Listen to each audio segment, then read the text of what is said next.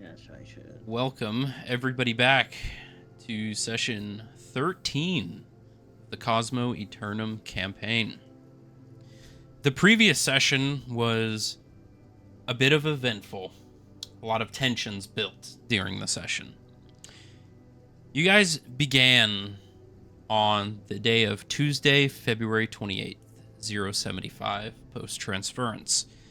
You talked over breakfast about the dream sequences, the conversations that you each had with Sinrir, the Broken. Over breakfast, all of these memories, pieces, fractures of your past, were bear witness to the rest of your party, seeing private parts of yourself. Argumentation began in regards to Atlas and the somewhat agreement he had made with Sinrir. After this discussion, you guys left the Emerald Gulf Tavern, and you guys found yourselves heading towards the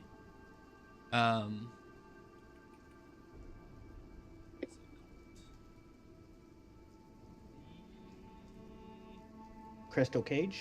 no, Oh, the Amber Glass Witch's Tower. oh yeah. You left the building.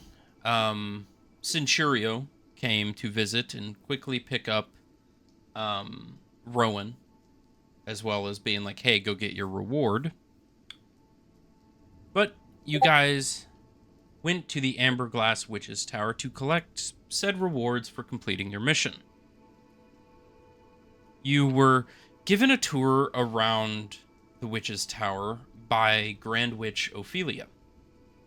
She answered questions that you all had and gave you a little bit of lore that you had been looking for, information that you were in need of. Concluding that, you guys chose 3 magic items to bring onto your group to be used. A flame tongue longsword for Atlas, a ring of the Grammarian, and a pair of rings of anti-death. Leaving the Amber Glass Witch's Tower, Lou headed off in his own direction. Or in her own direction, my bad. Western did. And summoned a demon, for lack of a better term. A crossroads demon, one by the name of Varzil. An individual you had all, well, most of you had met before, aside from Valen and Vanya. Making a subsequent deal with Varzil, more information for more equipment and the like, the rest of you were having a conversation realizing that James persisted in the group. You found out that he was in fact watching all of you and also tracking your guys' location at any given point.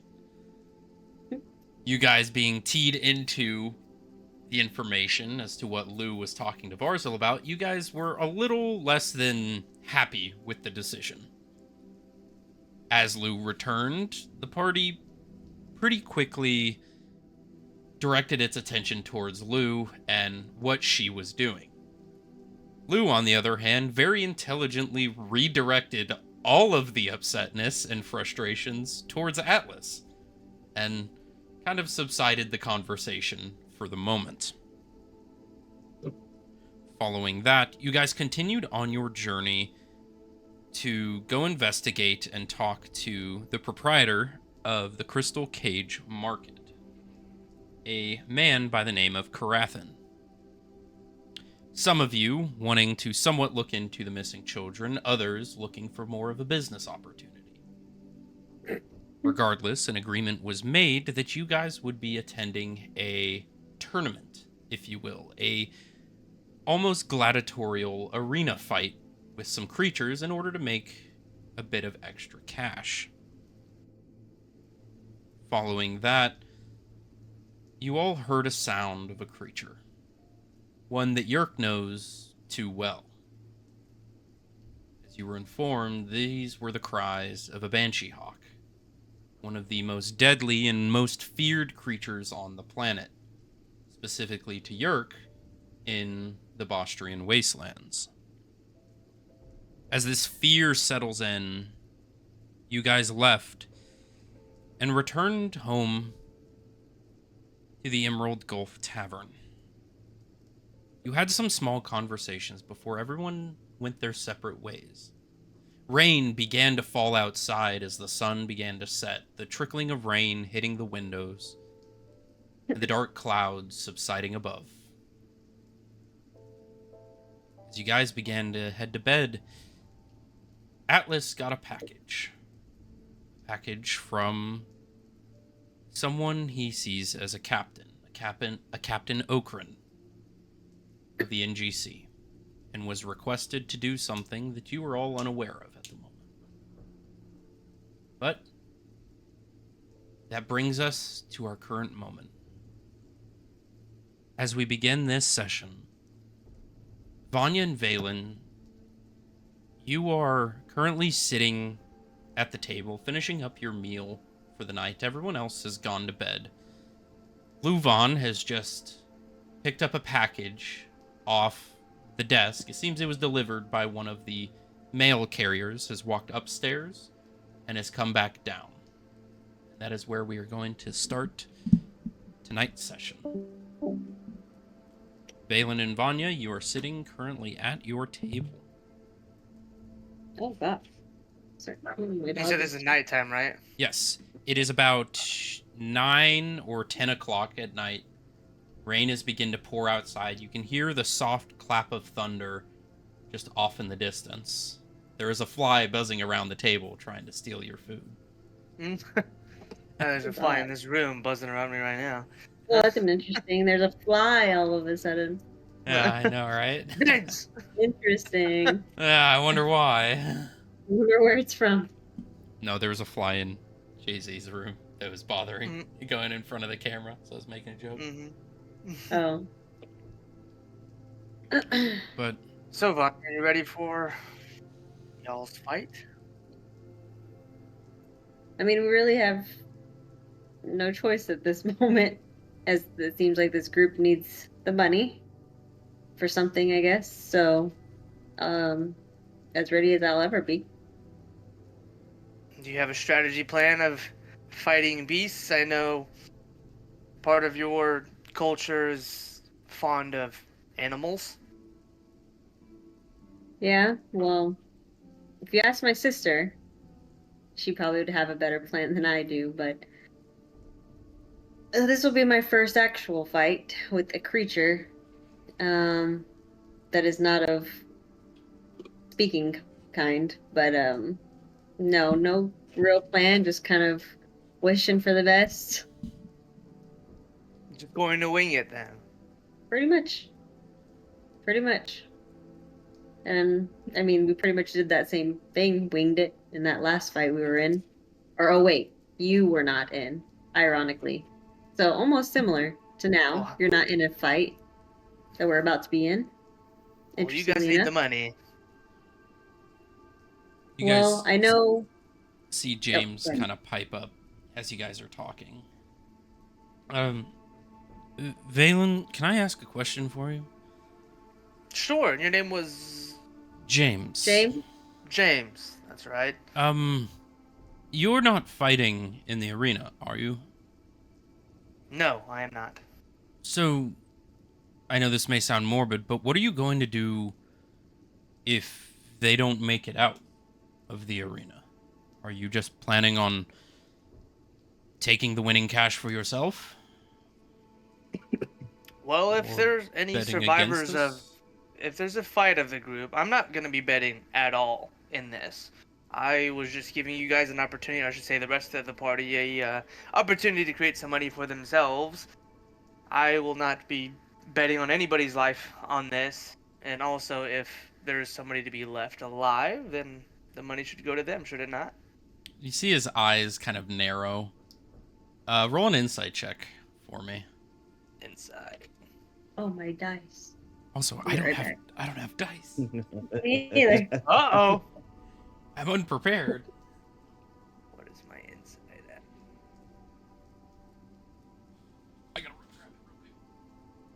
Yeah, go ahead.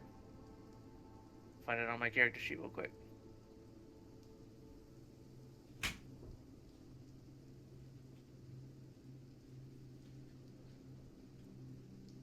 Okay.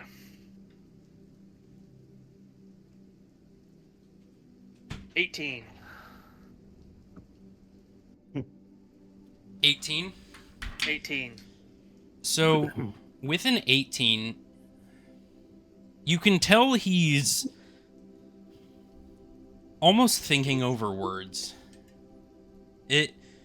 Just from the vibe you're getting off his demeanor, there's something that he really wants to say, but he's almost avoiding it. You can tell it may have to do something with the current people that are around in this conversation. Okay. James, is there something specific you're trying to get off your chest? You seem a little uneasy over there. You wouldn't happen to be seeking out... How do I put this? On with it, boy! Prospecting assets? Doing this? Prospecting assets, what do you mean by that? Fighters? I mean, surely you understand what I'm getting at. Are you asking if I'm looking from part of this group to sell to my family? Exactly. No, that's not what I'm here to do. Though I can see how it comes off that way, so I appreciate you for asking. I Though mean, it took some knowing time, what I'm your sure. people have done in the past. Right. Fair enough. And I'll tell you this, James. My purpose here is far more beyond than just my family business. I'm So here to what is create a that? name for my own self. And has nothing to plan- do with your ties to Erosia? In part, it might. But what I will say here is that's not my primary goal. My primary goal is to find economic paths that places of lower income can further prosper, more money in their pockets, more money in the cities, so that the people that live in these lower income areas can no longer have to be living on the streets anymore and get food of higher quality, things of that nature. Well, what you say sounds good, but they do say that the best words you'll hear from the mouth of a devil. So, for Well, this then good thing I'm not a moment, tiefling. I'll he kind of Gee. shakes his head. You just see them- Some of the tieflings in the room kind of look up, Yeah. look around. You just see like Vanya just kind of squirm a bit in her skin when he says that. Well, I can't tell whether or not you're lying, so I hope to the gods that you are meaning well. The others I care less about, but if harm comes to Vanya, then I wouldn't want things to get unfortunate. And what do you mean by that? Vanya voluntarily went to fight. People can voluntarily do things with the suggestion of others. It's the whole point of And manipulation, isn't it? I guess you'd be right, but I don't see any manipulation here. Do you?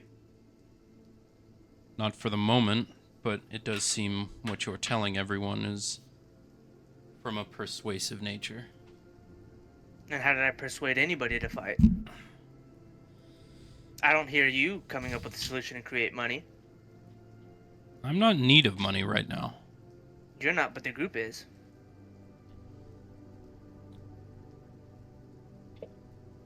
I guess I'll believe for now. Got an eye out. All I ask is for trust until the trust is no longer earned or given. Give me a reason, let me at least prove a reason for you not to trust me. And then up to that point, then we can further discuss, if you will, or not discuss. But we'll take it day by day. I don't trust any of you. So I Your guess we're fair people on rarely trust anybody but their own. that. Yeah, I mean, rightfully so. All right, I'm gonna go back to drinking.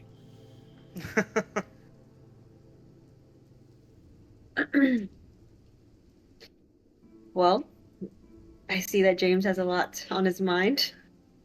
It seems Don't know like if your it's friend does. alcohol or just the moon tonight, but I think we'll all be okay.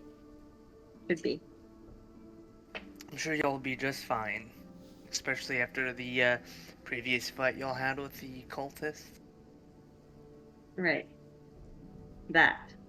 And you see her take like a big swig of her wine. Well, there's still time to prepare, so I would suggest maybe coming up with some battle plans, maybe even reading a book on possible beasts that you may think that you'd be facing, stuff that we may have saw in the cages over there, especially the big one. DM did. I don't think Vanya saw that. I think that was just Lou, wasn't it? The creature. Yeah. You guys heard it, knew that Lou took a look at it, but as for what it was, Lou didn't really describe it. Everything you've heard is from Yerk's perspective, Oh. knowing what that is. Gotcha. We also did see a lot of cages of Yeah. stuff in there, so. Yeah. Well, I'm gonna go take a moment to rest my mind, go meditate a bit, but I'll leave you boys to it. And you see Vanya walk towards the stairs, go towards her room. All right. And I'm gonna go up to Louvain and see if I can pick up on anything with the package that may be All right. of interest. Char, this is not your game. Okay. I know, I keep seeing her pop up. So you walk up to the elven woman. Is there something I can get you? Oh, just kind of hanging out here. Just thought I would pick your brain a little bit. I'm fairly new to the group, and I know they have at least some repertoire with you, so I figured I'd kind of do the same and formally introduce myself. Oh, of course. Well, I'm Louvain. I am the owner of this establishment. Well, nice to formally meet you. I know we've well, I should say we as the group have had a bumping of heads destroying your tavern a little bit.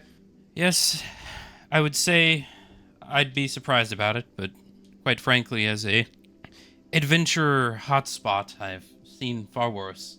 So, as long as the damage is kept to a minimal, I don't think it'll be too big of a problem. Fair enough. Well, I've been trying to do my best to kind of repair and clean up, at least after ourselves, as much as we can.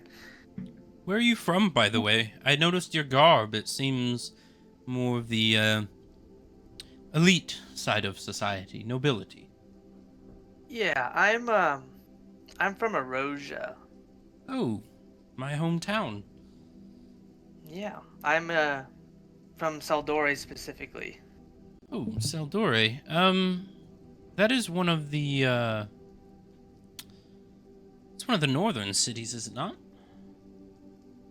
Yeah, it's just kind of in central Erosia, one Oh. of the large magical cities there. I hail from Ramsarl. It's one of the more southern cities. Recently was liberated by the Dryad revolutionists. It's more so Okay. forced out, and whether for my own sake or not, we were more on the outskirts of the city. We left regardless, and well, my family went elsewhere, and I found myself here, and took the savings that we had and bought this place. Why a tavern? What brings you into this place specifically? Oh, I come from a family. Okay, shark. Okay.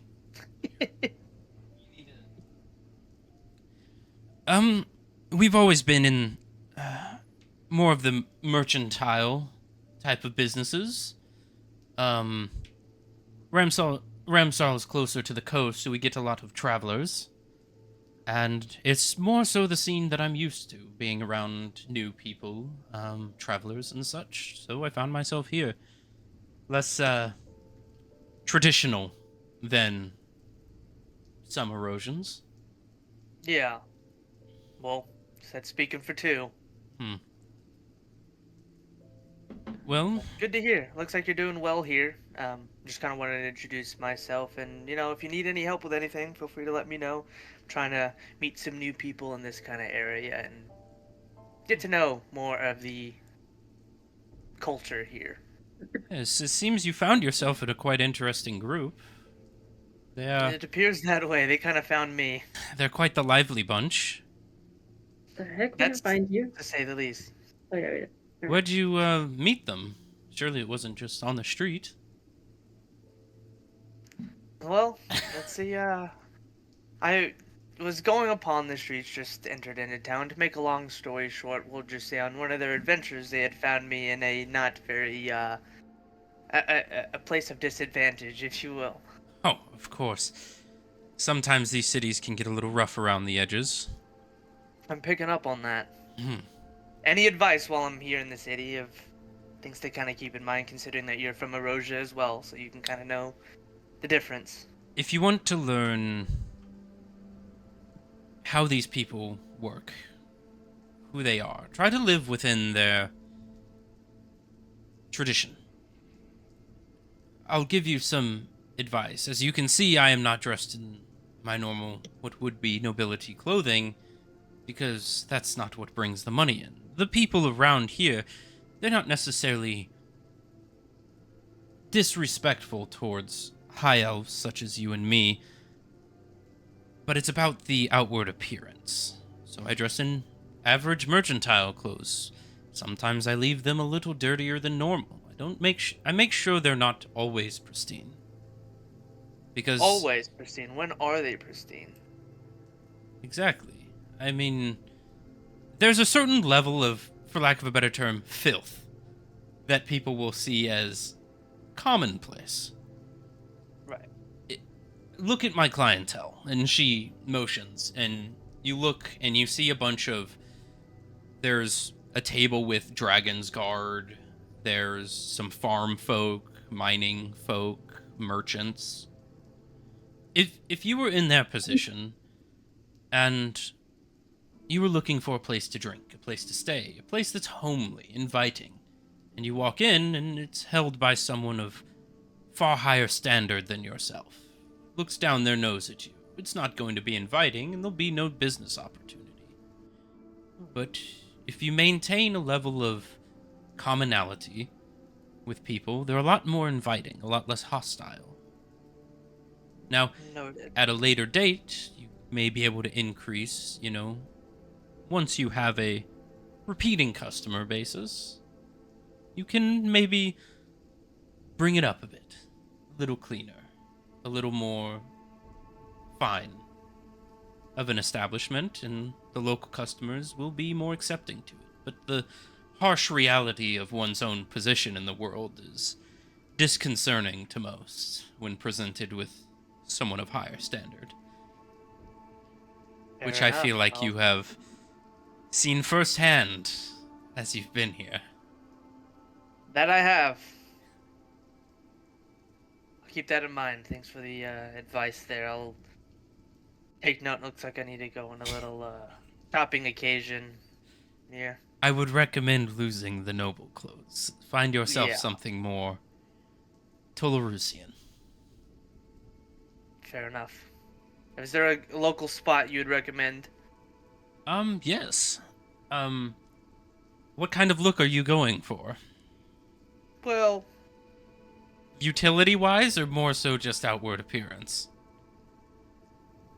from what you've given me, you said outward appearance is kind of the key around here. So I guess outward appearance really, but also from a mage as myself, I need to do something that's also flexible enough for me to cast magic and not kind of hinder Oh, my mobility. You're a mage. I am. Well, you must be even more noble than most, then. I appreciate that.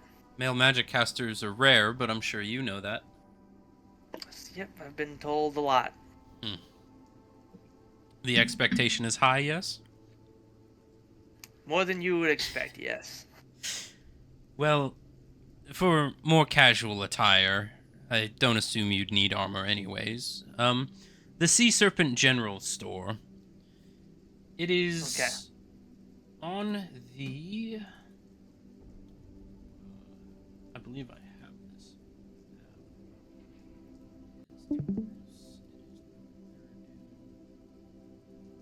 That up.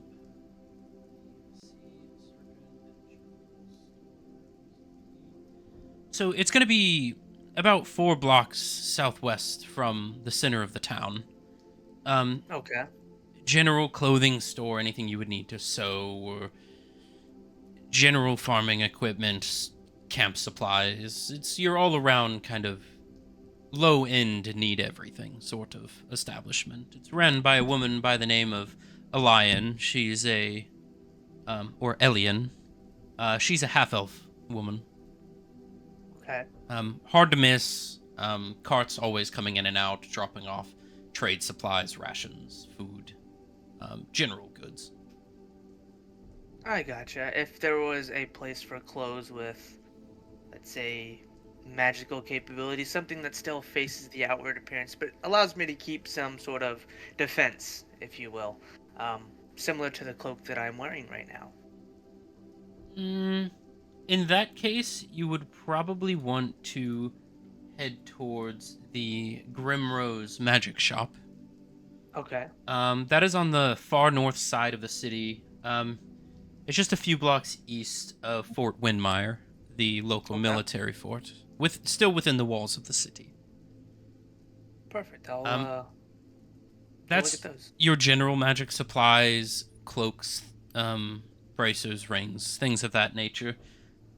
If you're looking for more of a specialty item, the Fading Veil Alchemical Supply Shop.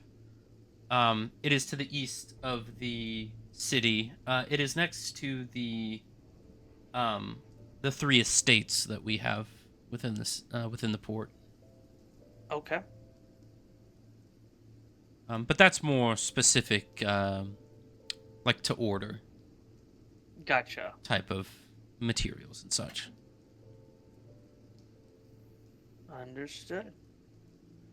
Well, I appreciate your time and giving me some knowledge. I'll definitely take that into account moving forward and find new clothes.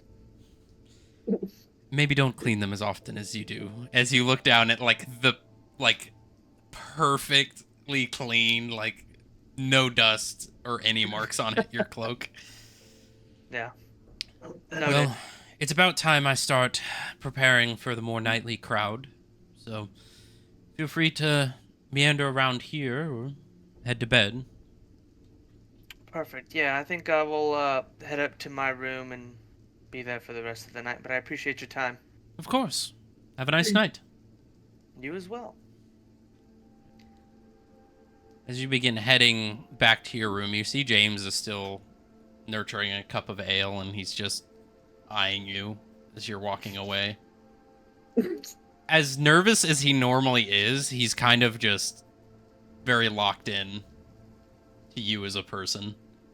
Yeah, just kind of lock eyes at him, walking past the whole time, and go through to my All right. room. Eventually, James returns as well. As night begins, is there anything particular you want to get you two before you go to bed? Anything you would like to get done? For Valen, I'm gonna start writing on a piece of paper, just kind of of the business side from a possible fight entertainment thing to the family. Gotcha.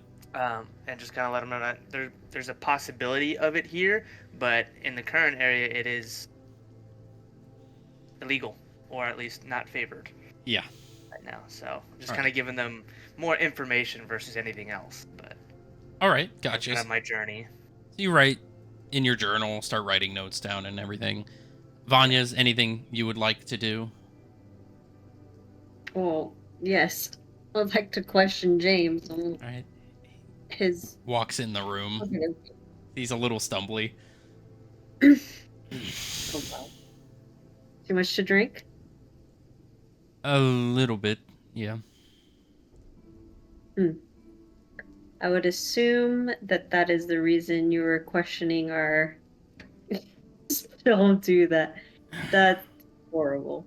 Um, I'm assuming that's the reason why you were super talkative tonight.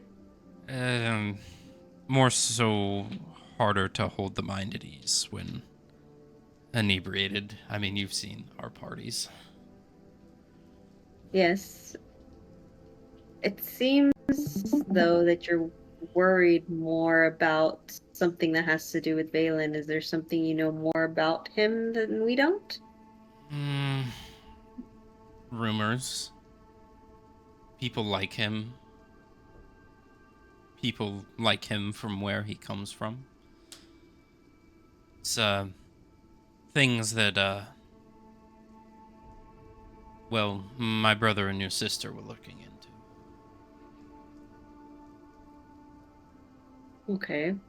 So are you speculating that he might be a part of that group? If not him, his family. I mean, you Hmm. can say you want to do good, but still give a blind eye to what other people around you are doing. So what do you think he's doing? Um, there was word. My brother had talked to me about it. I had scouted some stuff out for him. It's the quietest of the bunch. They asked me occasionally to help them out. Um, there are certain families in Erosia that make money off of fighters. You know the camps underneath the cities. Hard to get into. Probably just heard about them. Yeah, I mean, we'd run outside the gates here and there, but I've never seen anything. Well, they're prison camps. They referred to them as internment camps. Um, Right. slave labor. And there were families that would peruse these encampments for fighters. People to be bought and sold on open market for the use of fighting entertainment. Forced to fight with the lies of freedom. Most of the time it ended in death. Some were sold off to private families for security purposes. Others were, well, just lived their life in a fighting arena, forced to kill others just to live another day. And it seems I had suspicions at first, but him sort of engaging in this fight that's happening tomorrow leads me to believe he's well ingrained in the process of buying and selling people for, well, blood sports. Hmm. And it just concerns me because I don't want you or other people to fall victim to that societal mentality. I had my suspicions as well, but there's something that's different about him. I can't put my finger on it. I can't tell if he's lying about what he's doing here, but I think me and you are pretty much on the same wavelength when it comes to kind of having a little bit of distrust, in regards to his exact reasons of finding us, or not finding us, but being with us for as long as he has. I think it's very odd that he's still here, but nevertheless, not we, but I have committed to something, and when I'm committed to something, I do not stray away from my commitments. I understand, and I'm sorry if I got a little harsh there. I'd just been eating at me in the way he talks. It's hard not to meet it with I adverse know. energy. I think you're on the same path as other people here, so But I'm sure he's working on it, but you need to not worry. Um, I will be okay. Just anything you know, just please let us know whatever you find out. I know that your capabilities are more than ours in finding things out, scouting out information. So that'll be a huge benefit to this group. well, one thing that I do know for sure is his family, the Stormgaze family, are one of the biggest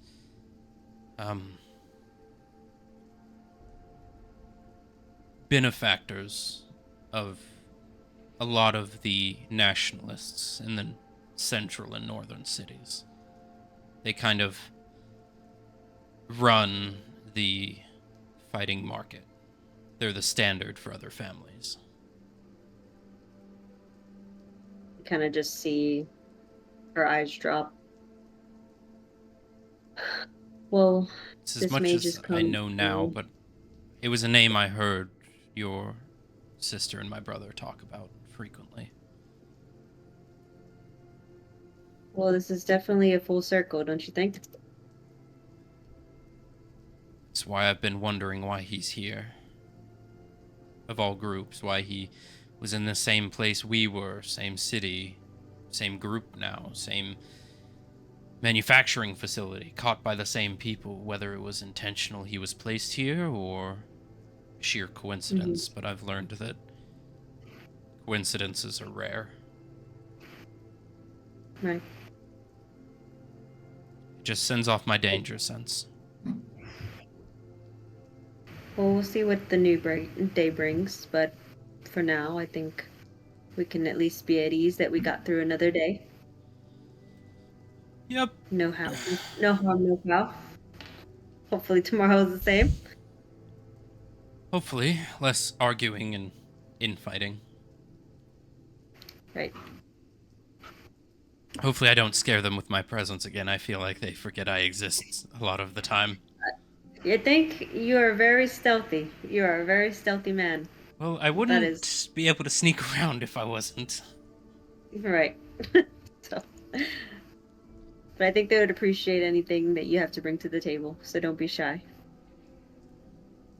I'll try not to be. Okay. Well, I'm gonna continue to meditate. He just kind of knocks out on the bed like a few seconds later. And it just like follows. Just Even like the people head in follows. the other room can hear the just the He's very a loud snoring, like needs a CPAP machine. Jeez. All right. As that conversation ends, Yerk, you find yourself in your room falling asleep. The soft rain and the faint rumbling of thunder relaxes you. As your eyes begin to sway, eyelids become heavier, you find yourself sleeping.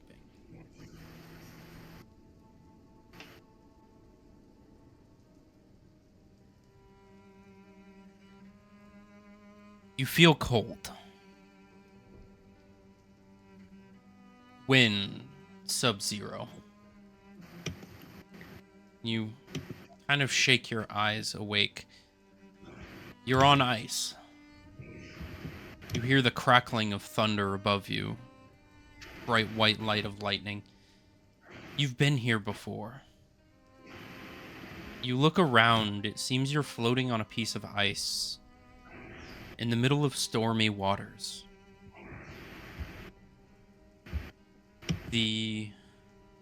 What is very resemblant of the Winrian Gulf when you were on the boat.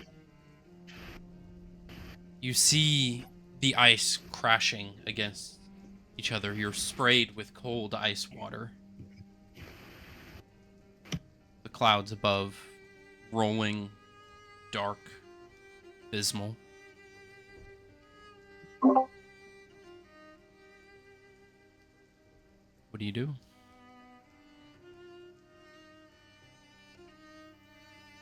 I'm just floating in water, or You're on a big Or, like- chunk of ice that's floating chunk of ice?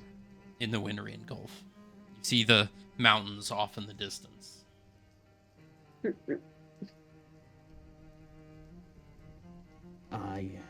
Yerk takes a look around a bit more.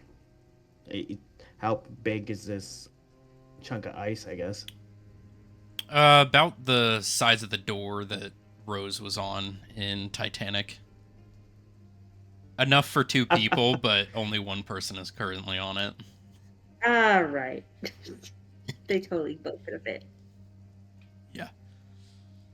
Where am I? You are safe, Yerk. I am here with you. You quickly turn around.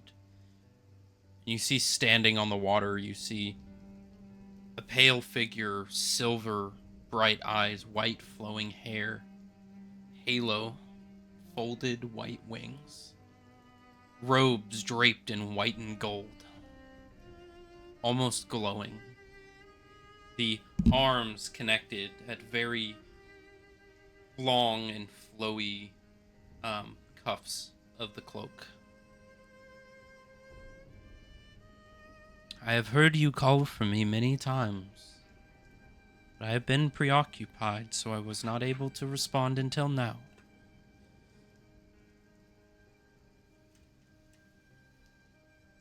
Spoken with you already. What do you mean, Yerk?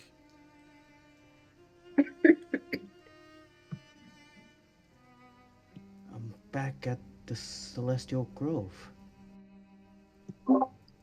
I was praying to you and I was speaking with you. Are you sure that was me you spoke to?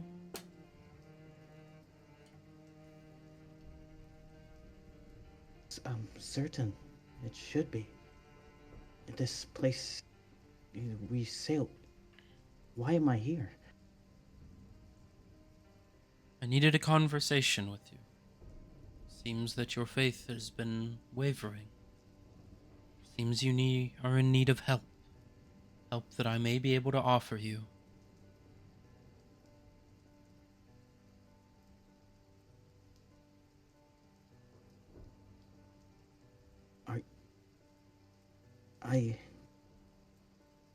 This is confusing. Yerk looks at the necklace again. Are you the real Azrael? I am as real as you see me now. There's nothing else I would be.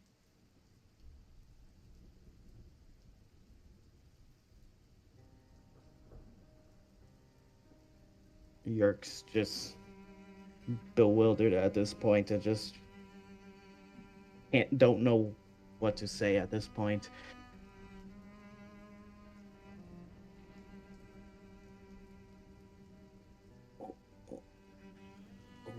What do you want to talk about? I wanted to lend another hand. I saved you once, yes?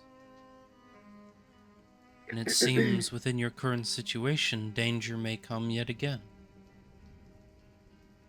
If there's any assistance you would wish to have, I may be able to help.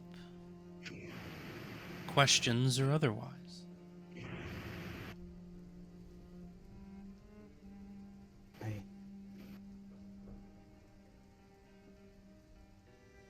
Is there a way to prove yourself that you're real? I've spoken with you before. I don't understand. I know there's a false. What would it be that you would have me do to prove myself?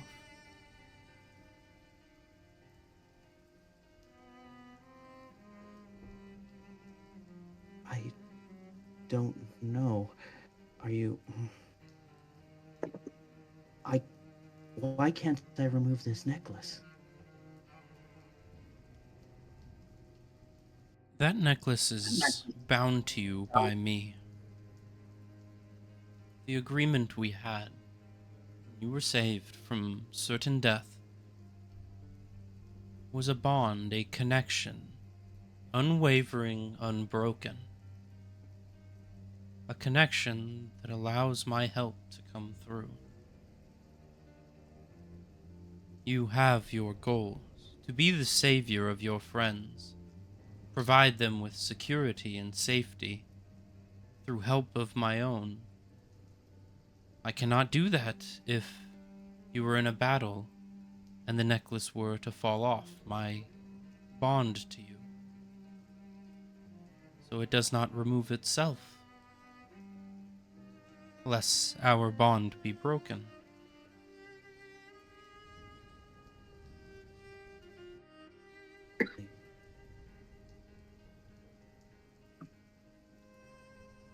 Could I do an insight check? Sure. Roll yourself an insight.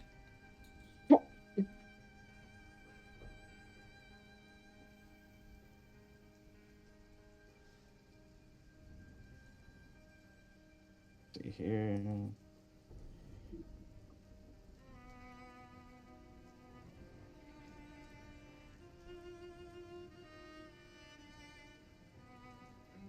What'd you roll? 7. I think the cut out for a sec. 7? Can't really tell.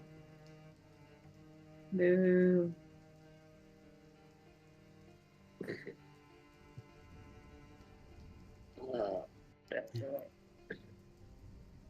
Much appreciated for you to save me. I'm just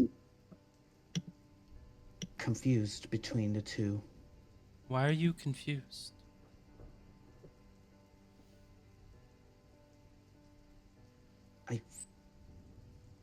I feel like I'm trying to follow you, but it's contradictions, and I just can't. I just don't know what's real anymore.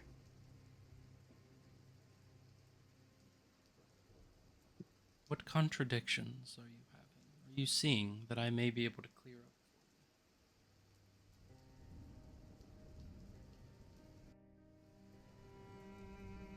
I just need to be certain who I'm talking with. That's divine in power. I can't be making promises I don't know the details too much of. What can I do to help with that? Surely there's something you can ask of me.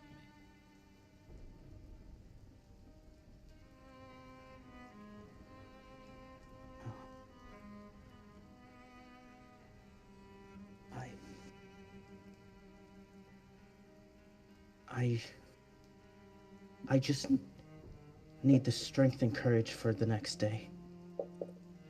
Then the strength and courage you will have.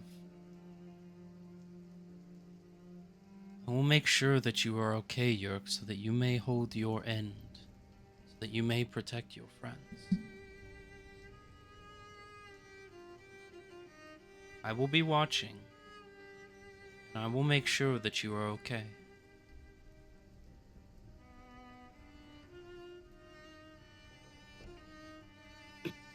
There's one more thing. I know you said about the bonds and such, but is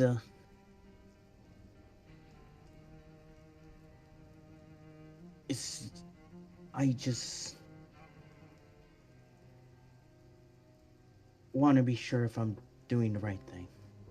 You're doing the right thing, Yerk. You are wanting to protect those who may be harmed. You are wanting to save your friends. That is a very noble deed. You are good, Yerk. You are doing good in this world. I don't want you to question that.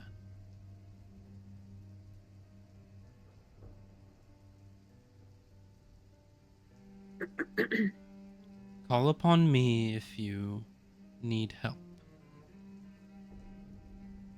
And I may respond in kind. All right. Thank you. You're welcome. My power is yours to use, and your goals will be seen as done. And you see her wave her hand, and you feel this connection develop within your heart. It's warm, comforting. You feel a power deep within you. Yerk, you may now add the feat Divine Intervention to your character sheet. He wet the bed. That's what he thought. Once per day, you can roll a d100. If it is your equal level or lower, you may call upon a Divine Intervention. All right. You should be able to click Manage Feats and then add Divine Intervention. Yeah, manage those feet, Will. He's like, I'm using that tomorrow. Hands down. He said, absolutely. Wow, my first feat. Huh. Yeah, no, you have 2, now you got 3. Jesus. It's feet with Alright. an A. I not know. a- Bad joke. Boo. Did you find it? Yerk? I am trying to find it. But, It's in Features and Traits. Scroll all the way down to the bottom. It'll say Manage Feats. Yep, I'm into it. I'm just trying to find. Go find the to name. Homebrew, all the way down at the bottom. Homer. There you are. You'll see Yeah. Divine Intervention, and it describes what it does.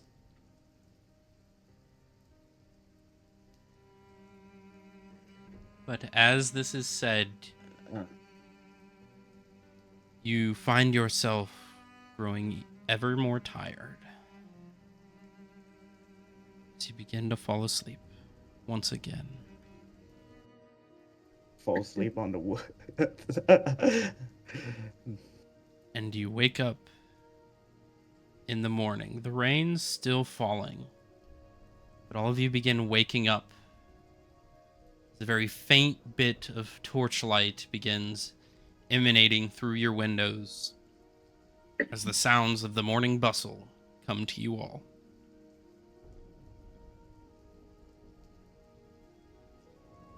I see. That you all wish Oh, to that do. Good, right?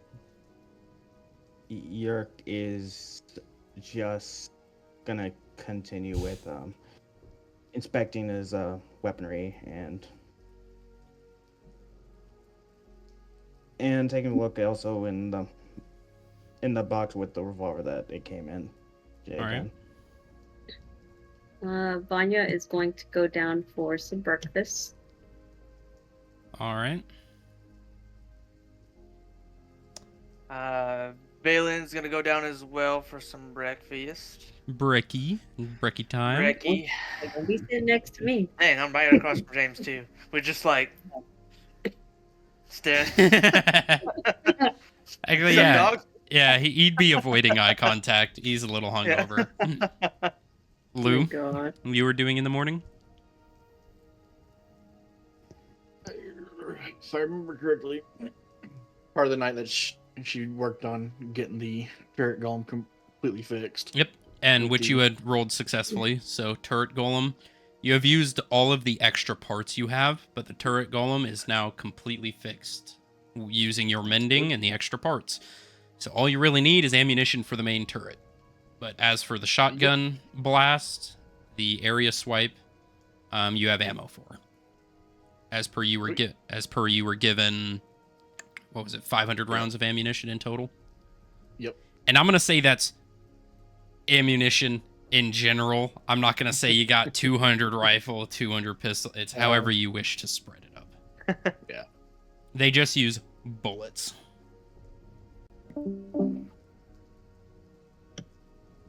Ooh, I think There he is. Oh, he died. is there a library in town? In town, there would be. The only libraries you're gonna find are either the. Are you looking for just books in general, like research study, or like an actual like designated library? Research materials and such, yeah.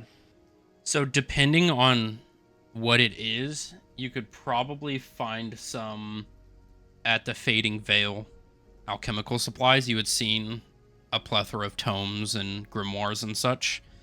If you're looking for more on like a mass scale, it would be the Solar Sanctuary or the Celestial Grove. They're actual like archives. Okay. Typically, you would. I don't think if you would know, but you've kind of gotten the gist that most holy places are also used as libraries, as they are essentially like in charge of keeping historical archives, tomes, magic, things of that such. Other than that, it would have to be a magic academy for like your actual designated libraries. Which one would have the most information on like the beast of the world and such? The beasts, either or. They keep a pretty similar general information. And Yerk, are you joining in breakfast? No, he's actually gonna stay in his room for a bit. All right. You guys did not Just see making Atlas sure. join you for breakfast. Vanya doesn't really care, Fair enough. but so But you guys all Same. sit down. Breakfast is served. Eggs, toast. Looks like there's some homemade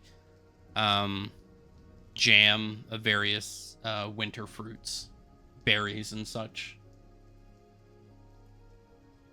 Well, here you all go. Hope you enjoy it. I tried something a little different this morning with the spread. Hopefully it's to your liking. yes, thank you.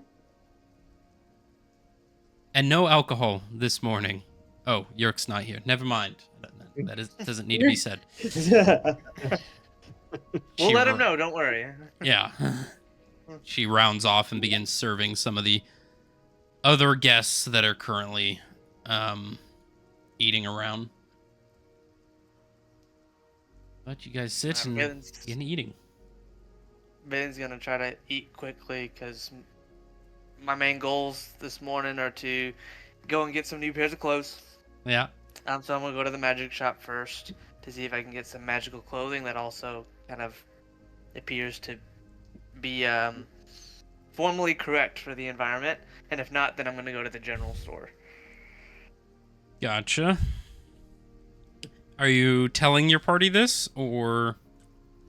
Not specifically about where I'm going, but I am eating faster than everybody else. Everybody would be able to see that, and all I'm gonna tell everybody is, well, I got a pretty busy morning so far.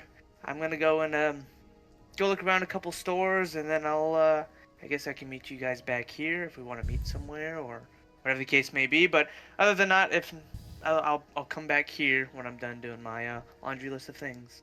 And you kind of see that my eyes go towards James with like a suspicious look. Oh, well, I do need to go to the store as well. Do you mind if I tag along? Not at all. More than welcome to come with me. I'll be heading to one of the magical shops nearby. All right. Anything in particular that we should be helping you look for? Oh no, I definitely don't need any help. I'm just looking around. I haven't had time to wander the city quite yet. All right. James, do you want to tag along or are you just going to stay out and hang around? I'll be around. No bugs, James. I'll be around. He'll be around. Come with, I guess. Okay. All right. And so you see Vanya starts to kind of pace herself with Valen's eating. Guess we're in a hurry. Lou, are you joining them as well? Are you doing your own things? Nobody invited Lou, so she's just I feel like "Ah." that's like a group invitation sort of thing. I didn't invite I invited anybody. I just said what I was doing. Yeah, Yeah. fair enough. Yeah, split the party. Everybody goes their separate We're not ways. Spend interested in- 40 minutes on We're each not person interested in doing their own shopping thing. right Cool. now. All right. Yerk, do I you definitely eventually invited come down? Still in the room. All right. You wanted to do specific Nobody's things. gonna tell Yerk. We're just gonna be gone. He's gonna come out. All right, guys. Good morning. Where's Yeah. everybody? Knocking Did on they our leave? doors. Already? Oh no, they're all dead and gone. I have to look for them. All right. So you guys begin finishing eating, and I'd say you three then begin to head on out. Lou, you see them get up and begin heading out the door. Yerk, what are you doing in your room in the morning? He is just quite bewildered, and as time is getting closer and closer to the fight, he's just Oh, nervous. panic attacking. Just I going see. through his stuff. He's got bubble guts right now. Yeah. All right. Okay. You go through everything. And then, Seems to be in order. and then takes a look at the revolver again, and Puts it in his Thinks mouth. about shooting Bang. himself. and just I don't know. He's mumbling to himself at this point. All right. Could Don't you know if this imagine? I do not know if this will be enough. I don't know. The bartender like walks by with his door open, like, all right. Drinking a little too much. Jesus. Yeah. Julius Carter be with him. Yeah.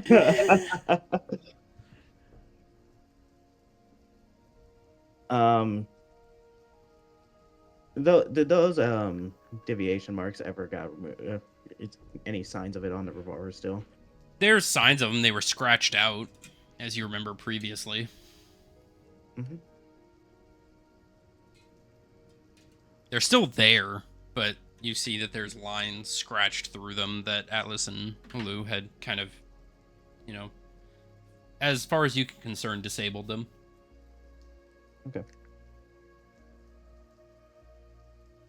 He's just gonna spend time a little bit more with, just kind of fidgeting around with the revolver a bit, All right. and then maybe an hour or two pass, and We'll let him sit there for a bit. Lou, you're heading off to an archive. Yeah. All right. So you guys begin walking out. Go ahead and change up the map. Port Theradoon. And we'll have party, and we will have, let's see, Yerk and Lou separate. So Yerk is still there. Lou is there. So we'll start with the larger of the party. So Valen, Vanya, and James. Mm-hmm. Where is it that you guys are wishing to head to first? Valen's looking to go to the Grimrose magic shop first. Gotcha. Grimrose Magic Shop it is, Captain. All right. So you guys spend about an hour walking through the city up to the northern parts of the city. You can see it's a lively morning, even with the rain falling. People are carting supplies. You see groups of construction workers, mining crews, farmers kind of getting up and getting their day going. You see the very tired, overly hungover Dragon's Guard kind of taking their posts around the city. You see a few of them just lolling with their heads down, almost using their halberds as like walking sticks as they're trying to get going for the day. As you do head north, you do see the presence of Dragon's Guard goes up tenfold. As you get closer to the actual fort this city was built around, the presence is like every 20 feet, there's at least a group of 4 or 5 Dragon's Guards. Some are training, some are doing morning runs in formation. you see armored guard drakes on basically leashes or harnesses being pulled by these crews. Guard drakes being about the size of a direwolf. So, Valen, to you, they would come up to about mid-chest or so. Big, scaled, quadrupedal, very gnarly-looking creatures. Okay. But as you begin heading up, you eventually find your way to the Grim Rose Magic Shop. A very nice two-floored establishment. Dark spruce wood and stone building. You would see very nicely like stained glass windows. You would see a bunch of adventurers leaving. Seems a bunch of people have already started buying items. Okay. Walk in, look around, just kind of scanning for clothing. All right. As Alright, you guys. guys, Well, I'm gonna speak real quick to Yep. Vanya and James. Just gonna be looking around, guys. Before you look around, you guys don't need to. And I kind of chuckle. Follow me everywhere, but if you'd like to, by all means, I'm just gonna kind of be doing my laundry list. So. all right. Great. All right. Didn't know we needed permission. As you see them turn or see me me walking away. Gotcha. Let's do this. We'll do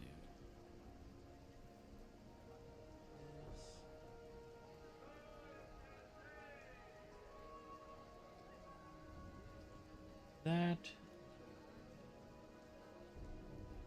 That. Give me a second.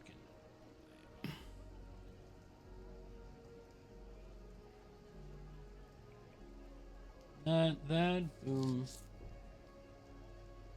Go. So as you enter, you see there are at least 3 or 4 other adventuring groups in there grabbing various potions, scrolls, wands, arrows, things of that nature. As you guys do enter, as you say this, you would hear from the back, welcome in. I haven't seen you here before. Please come to the desk and introduce yourselves. Absolutely. Go and walk up. You would see a very finely dressed tiefling woman, very fine witch's robes. Valen, you would recognize these as ordained witch's robes, graduate robes, similar as yourself. You would see a tall and slender tiefling woman, about 5'11".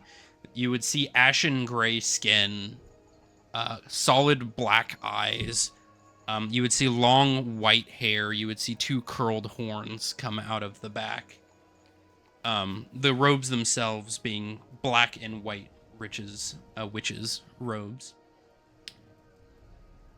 Well, I am ordained witch Laurelin. Welcome to the Grimoire's magic shop. I am the owner. Don't recognize you, and I like to introduce myself to all new customers. You said Laurelin?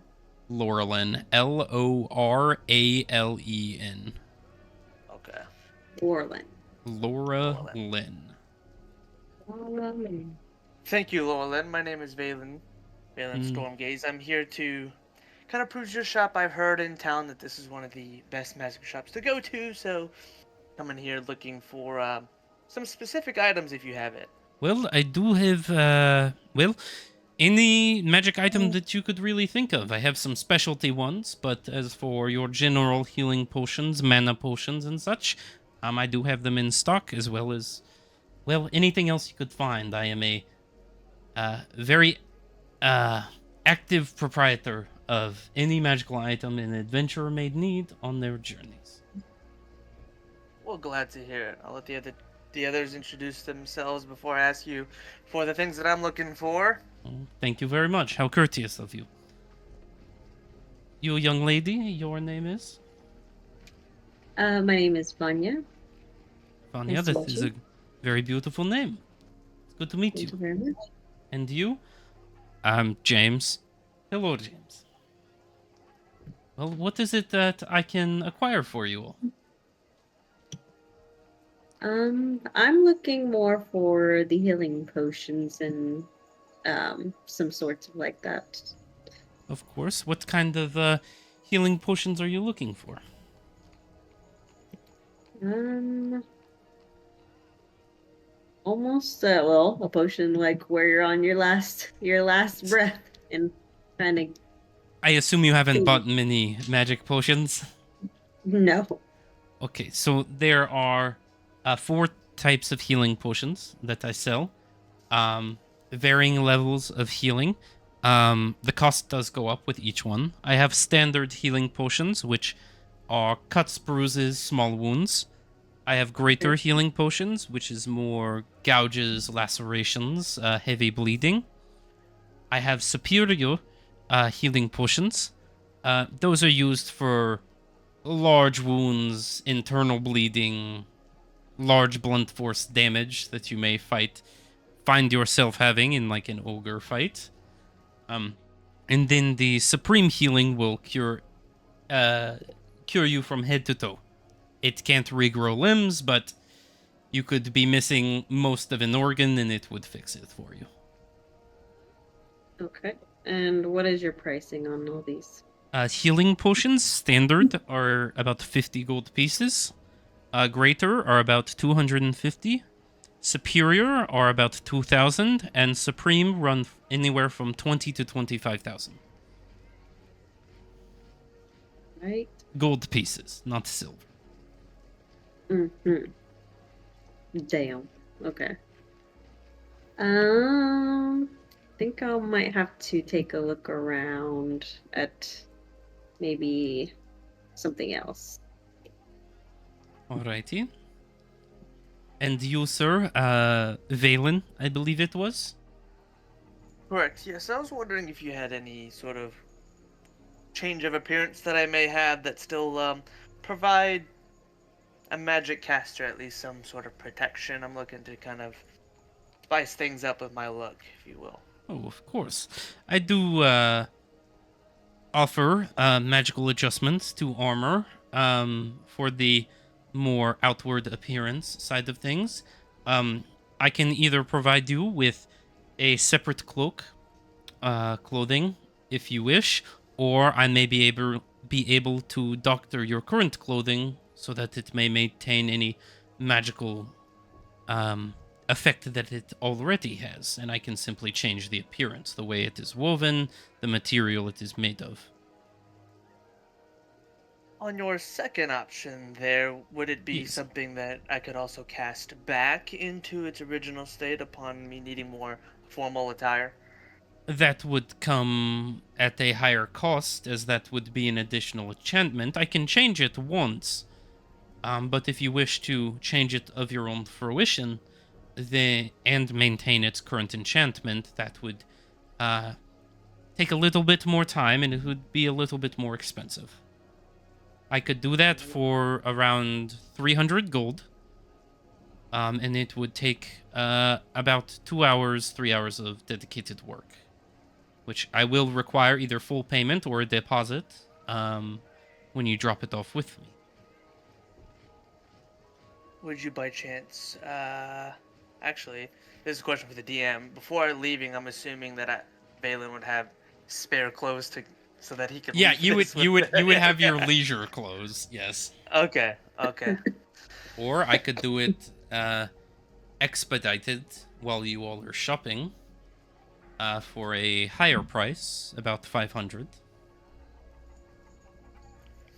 Let's keep with the standard rate for the few hours, and I'll go ahead and give you that 300 gold, and yeah. All right, 300 gold. So the full price paid up front. I will take the cloak now. We have There goes. we have changing rooms off on the side. Thank you. I'd hate to change in front of everybody here. Of course. Give me one moment, and I'll be right back. Go and change into your everyday clothing, and go ahead and unselect your cloak of protection. Okay. Right, unselected. There we go. Yep. And then, all right. Come back out, and with my clothes. What and are I you give it wearing? to- What are you wearing now? Oh Lord. Just under. Just kidding. Yeah. Please no. Please Just a no. banana hammock. That's crazy. No, I come out still with some common boots on, but my casual attire is less having bracers on, less of having a cloak on, and just kind of almost like a sleeveless type shirt on. Um, with kind of it's tucked into the pants, but the pants that I have are like a reddish color, um, and still very kind of pristine type linens. So almost like a silk type material, but not quite. Gotcha. And did you cast mage armor this morning for the day? Yes. So go ahead and mark that off on your first level spell slots. So Cool, rather cool. than a 17 with your cloak, you're down to a 16 Cool. for your AC. Yep, it's marked. All right. Well, I will get that going for you. Any other magic items you were looking to acquire? I have healing potions. I have mana potions as well. Are you? You see, she stops for a second. You wouldn't happen to be a magic caster, would you? I am. Well, would you be in any need of any mana potions for your day? Currently, I'm not on the look for mana potions. I am one of a reader who likes to read books and kind of study and practice magic that way. So if you guys have any recommendations on places to go and read up on things like that, I'm all ears. Alrighty. Um, are you looking for more tomes or spells to learn? Yeah, more of like spells to learn. Well, I do have. I have an act for the elements, like evocation, things of that nature. Evocation. What is the highest level of spell that you can cast? Level 3 currently. Level 3? I do have some level 3. One that you may be interested in. I do have a grimoire of Call Lightning. It is not a scroll that you can actively use, but it does have the required reading needed to transcribe the Call Lightning spell. It is a Okay. spell. It has a 120-foot range, and it creates a cylinder of 10 feet tall with a 60-foot radius centered on the point that you can see. And you basically call lightning into an area. Okay. Other By than- chance, do you have something of a spell called Misty Step? I want to get my mobility kind of out there. Let me check. I may have one within my own personal collection that I could sell to you. Okay. What would you be needing it for? What would be you be using it for? Currently, I'm not quite sure. Again, I like to practice magic a lot and want to get really good at knowing different types of magic. It's kind of my thing. Reading books and things of that nature. So, Misty Step seems something cool that I could use, something interesting that may come in handy every now and then. When, the good old legs are tired and don't want to walk anymore. Of course. I do have a tome of Misty Step in my own personal collection. I have already transcribed it, but I could sell it to you for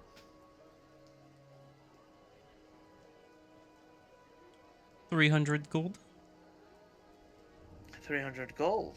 I would include the magical ink and paper required to transcribe the spell within that 300 gold price. By chance, would you be willing to wager for a favor? Deck. Possibly. What favor did you have in mind? It's more of a favor that I can do for you. You hear Vanya yell across the room, "We ain't doing any more fights." Oh, I I am wasn't not. asking about you. I am not one for the fighting kind of missions, but I would be very interested in maybe a trade. What are you wanting to trade? Well, I am very low in supply at the moment for Crimsonium, Crimsonium. and I see Okay. that you may possibly have some within your possession. What? How much are you wanting to take? Essentially, how much are you needing? I would say about 5 uses would cover the 5 price. uses.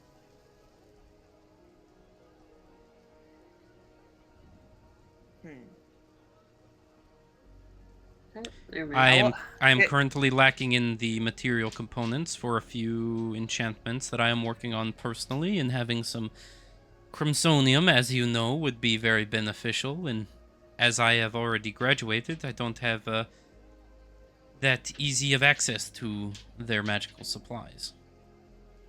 What if I gave you 5 Crimsonium and discounts for me specifically when I come in here?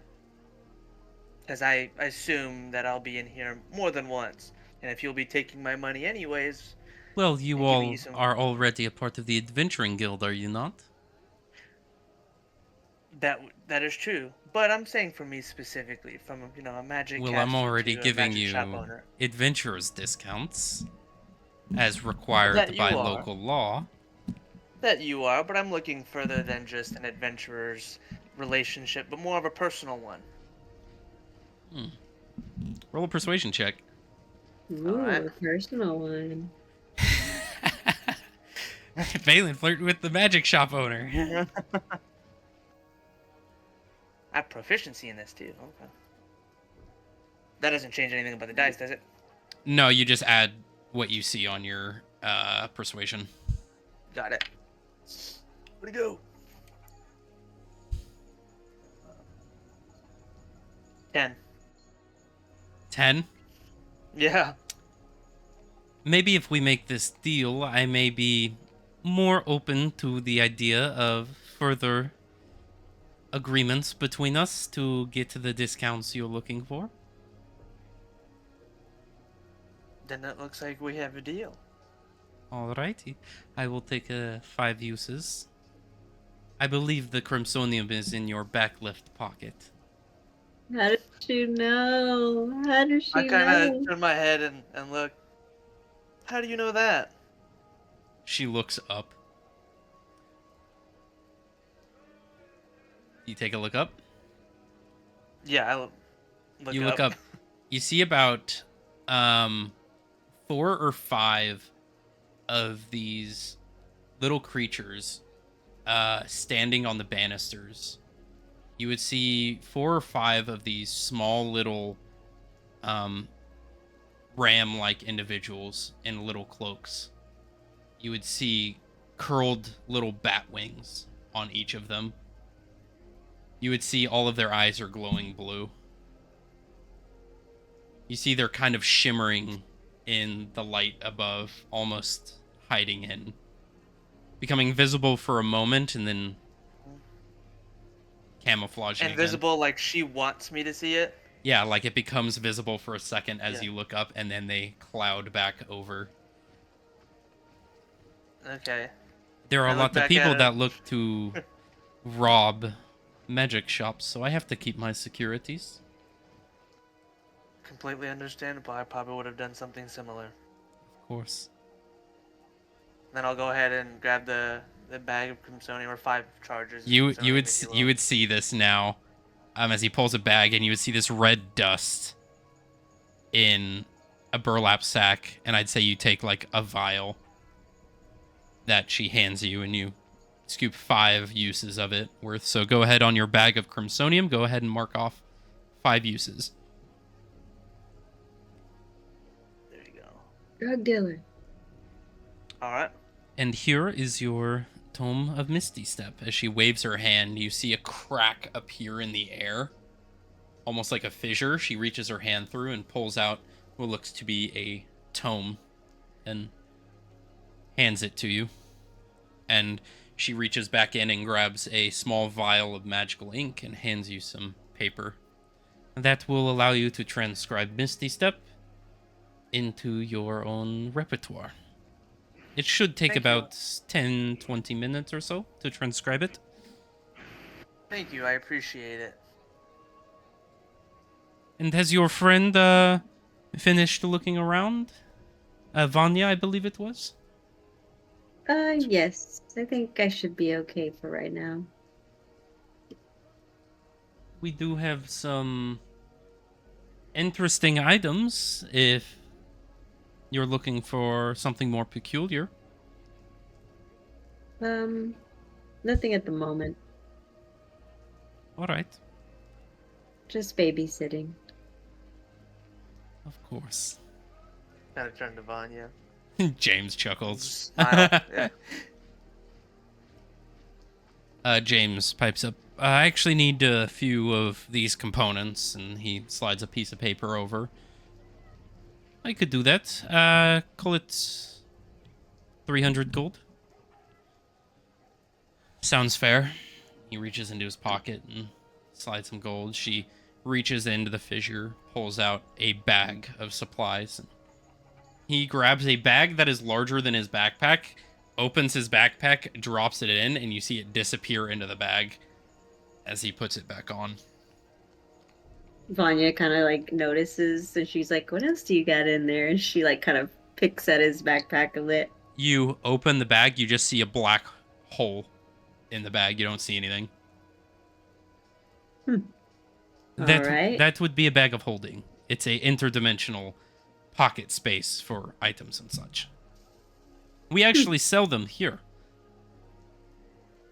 You want one? Just a low price of $5.99. $599.99. Yeah. Could you put people in there? She looks over at Valen. Kind of squint. I dare you. But you're not small enough to go in my jar of containment.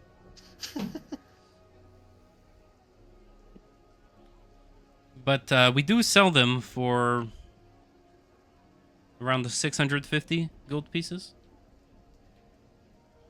Nah, I think I'm okay. Unless anybody else wants one. Besides James. And you wouldn't happen to be looking for any items for any other companions that you may have? Not that I'm aware of, no. Didn't get a list from anybody of any sorts. I mean, healing potions are always useful. Could never go without too many of them. Bruh, I don't have enough money. Well, I'm sure your elven friend may have enough. Nah. I wouldn't call us friends. Not even close. You did walk in together, whether you're compatriots or not. Friendship has nothing to do with it. It does for me. He's a man of needing favors in return that we can't give out right now. That isn't true. Alrighty, well, if your shopping is done, I do like to provide space for other patrons. So if your shopping is done, please make your leave. But I will always welcome you back as paying customers. Mm-hmm. I kind of wink like, thank you. See you later. Her facial expression doesn't change. She's a robot. I know, right? She's NGC. Right. Alright. Valen, go ahead, roll a perception check for me. Perception.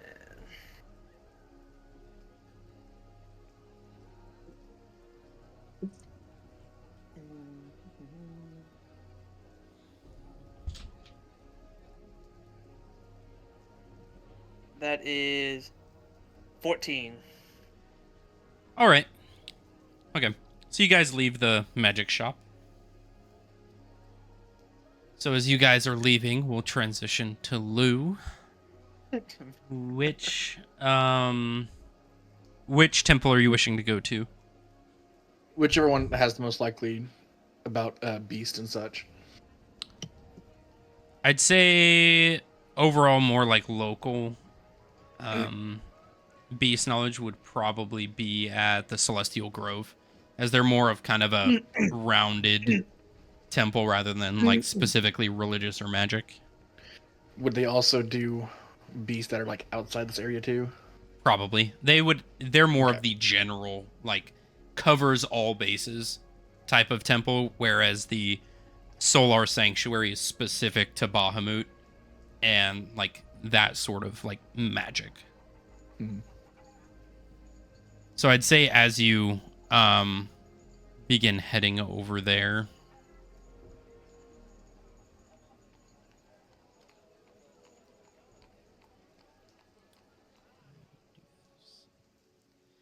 you enter the Celestial Grove, the same building you had been in before, the bathhouses, the pews, the shrine chamber. You walk in and you would see Mother Islena is walking around the front area, the Asimar half-angel woman. Oh, Lou. Excuse me. Yes. Good to see you. Good to see you too. I'm doing some research on beast in the area, as well as any that might be out further too. Of course. Are you wishing to take a view at our archives? If that's not trouble. Oh, of course not. We welcome everybody in search of knowledge. No. Yeah. Well, thank you for that. Well, if you wouldn't mind following me, I will take you to our archive. Yep. You must be understanding, though, one of us must be with you the whole time. We would hate for anything to go missing. Seems Of course. recently people have been pretty fond of stealing from the churches or blowing them up, as some of our friends on the eastern side of Tolarus have had to deal with recently. Have you heard my campaign? My other campaign, man? No. You sure? Because I blew up a church. Yeah, so did my other players. They burnt down the bell tower of a church after failing. Well, they successfully turned half of the bell tower into pure platinum and then got in a fight that exploded the rest and burned the bell tower to the ground. So, Oh yeah, y'all just burn it down. No, we blew it up. yeah, sometimes that happens. But, Anyway. I have a bit of free time, so I may escort you through our archives. Thank you. And you So- begin walking through the back rooms. Not the back rooms, but the back rooms of the church. And you find So yourself in a massive library. You also see that there are like glass boxes with various artifacts currently subset in them.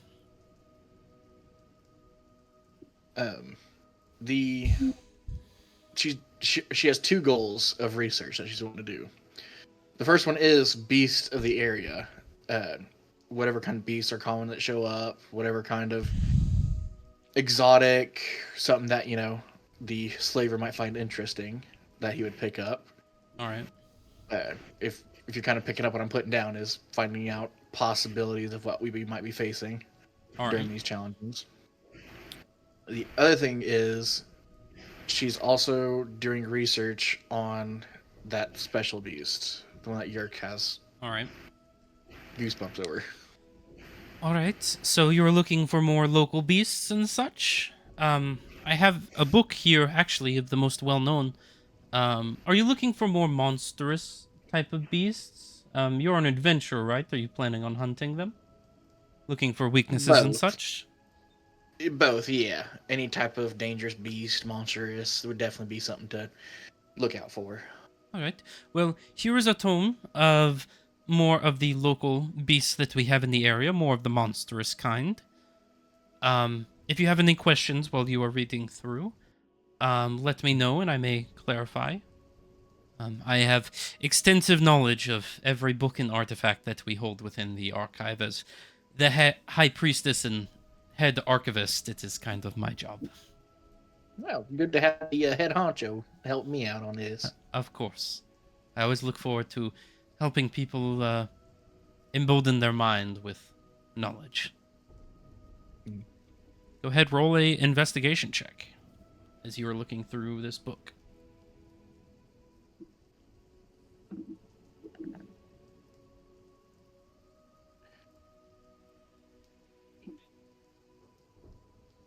$25.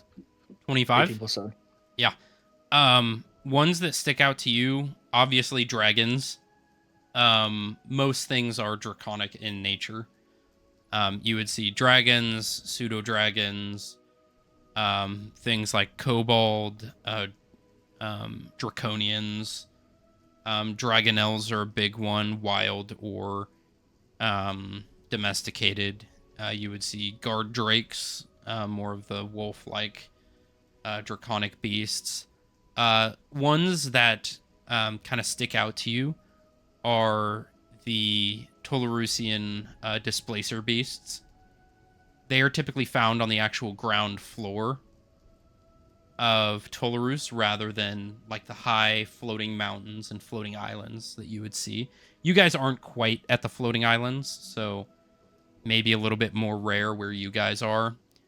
You would see Kruthix, basically quadrupedal, large chitinous, almost like pseudo praying mantis type creatures. Obviously the Tolarusian displacer beast. Only real discernible feature is they're a little bit larger and they have white coats instead of black ones. Other than that, you would see there is a decent population of phase spiders. Large crystalline-esque spiders that have the ability to basically step in and out of the ethereal plane. Don't really hold communion with each other too well. Very territorial, very dangerous, as they can, step into the ethereal plane with ghosts and such. You would see, other than that, ice and lightning elementals are very prominent.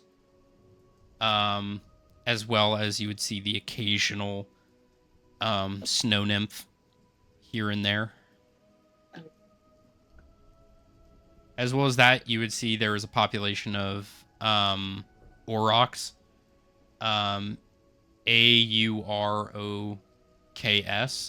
They're basically larger bison-like creature, kind of mixed between a bison and a cow. They're more used for farming, but they are naturally existing. Other than that, on the ground floor, you would find things like corpse flowers, as well as the occasional oozes. Things like gelatinous cubes, slimes, ooblexes, things like that. You would also see that worms they're rare, but they exist. Worms, for those that don't know, basically imagine a dragon is a draconic creature with 4 legs and 2 wings. A wyvern is a draconic creature with 2 legs and 2 wings. A guard drake is a draconic creature with 4 legs and no wings. And then a worm is a draconic creature with no wings and no legs. Basically a big worm. A big worm. Like big snake-like creature.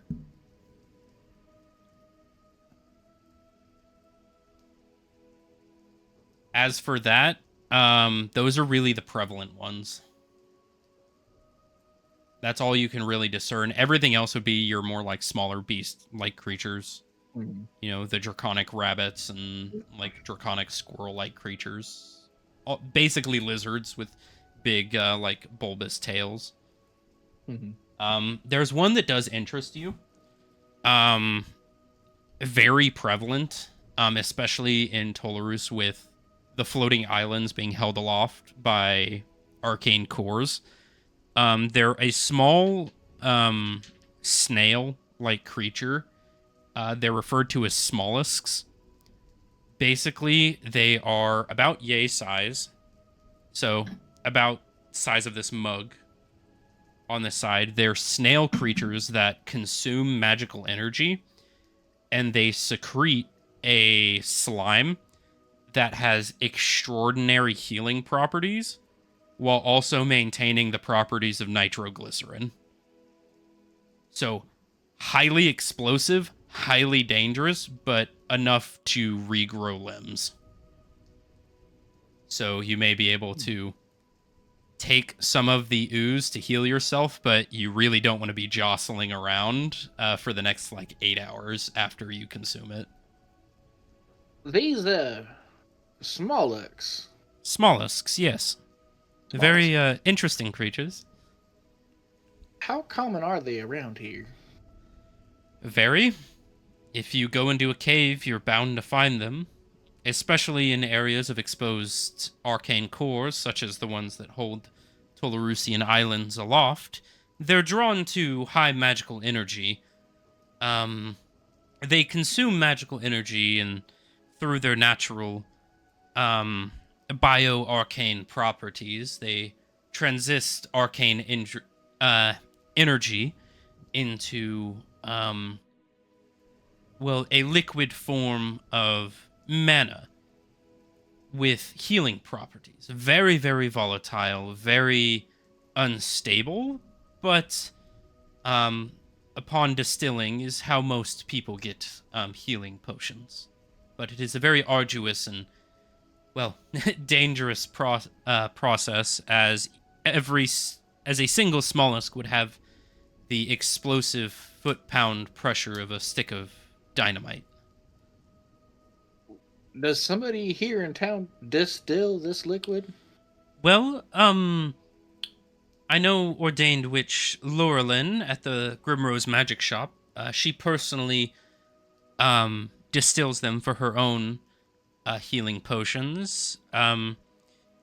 Ordained witch Daya at the Fading Veil Alchemical Supply Shop.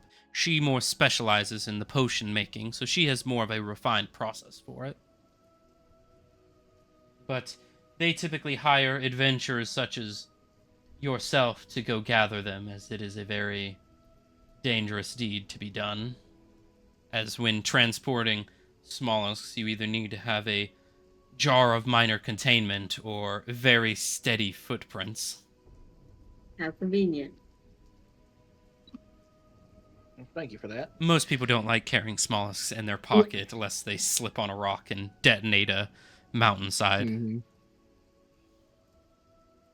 And then Shar, if you're gonna keep pressing my buttons, I'm not gonna keep letting you up here. And she's going to continue doing research on the other important magical beast. All right. Any specific area you're looking for? Just the one for that one that Yerk's so afraid of. I can't remember what it was called.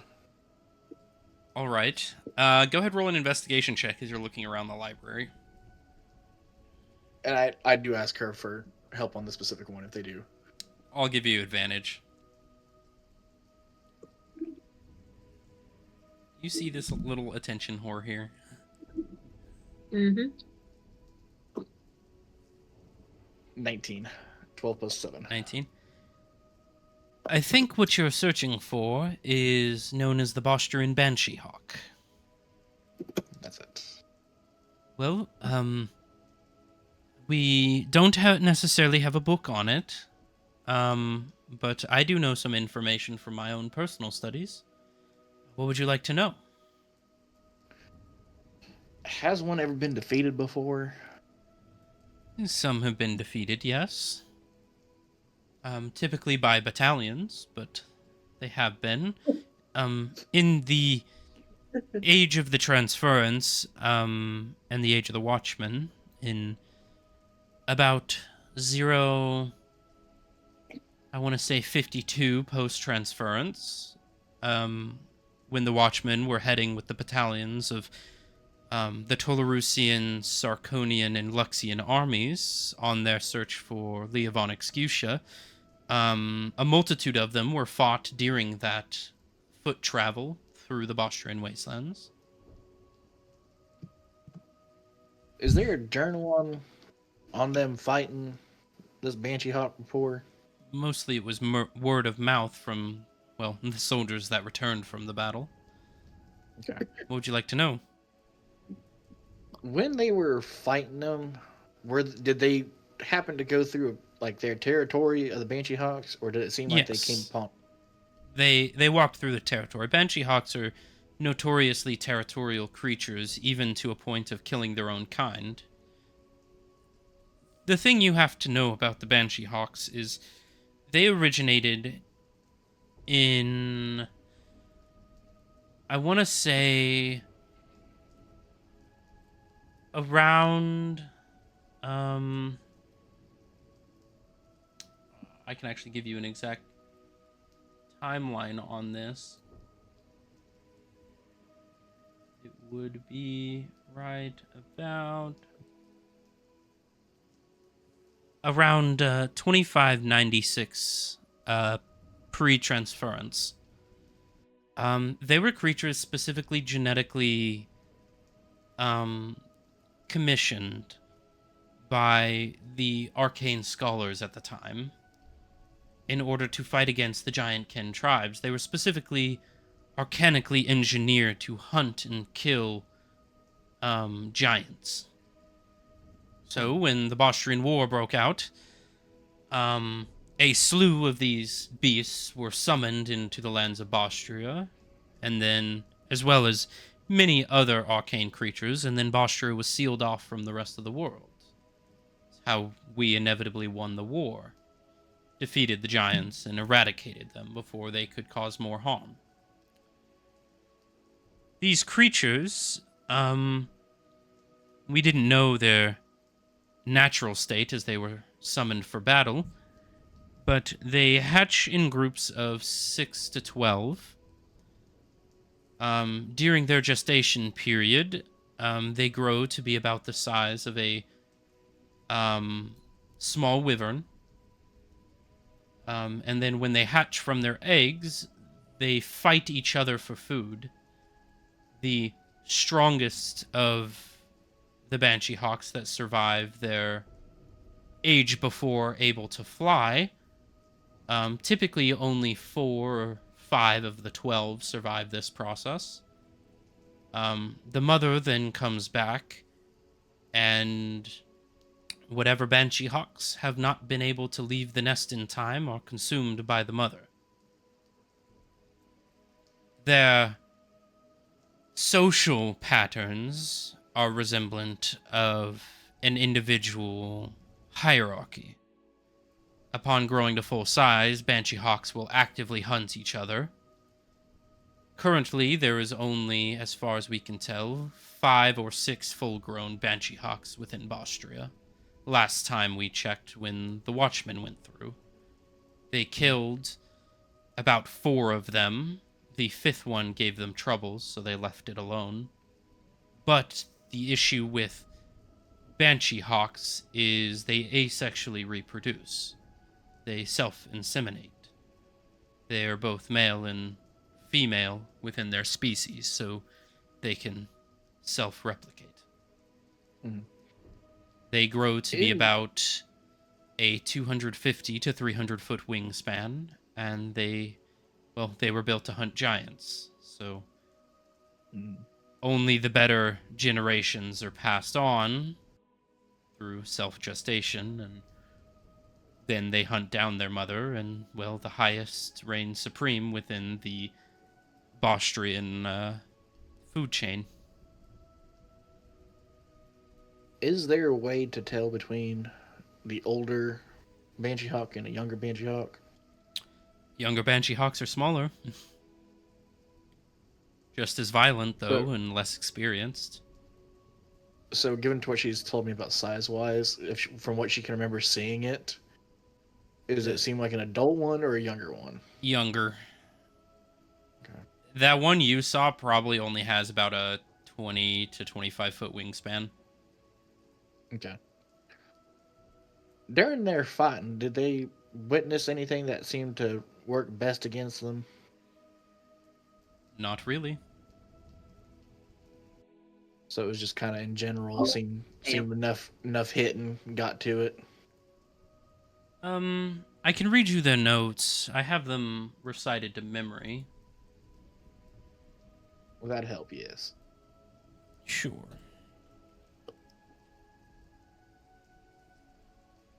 So, as far as they could tell, they are immune to all non-magical attacks. All non-magical attacks seem to just bounce off their hide, as if it wasn't attacked in the first place.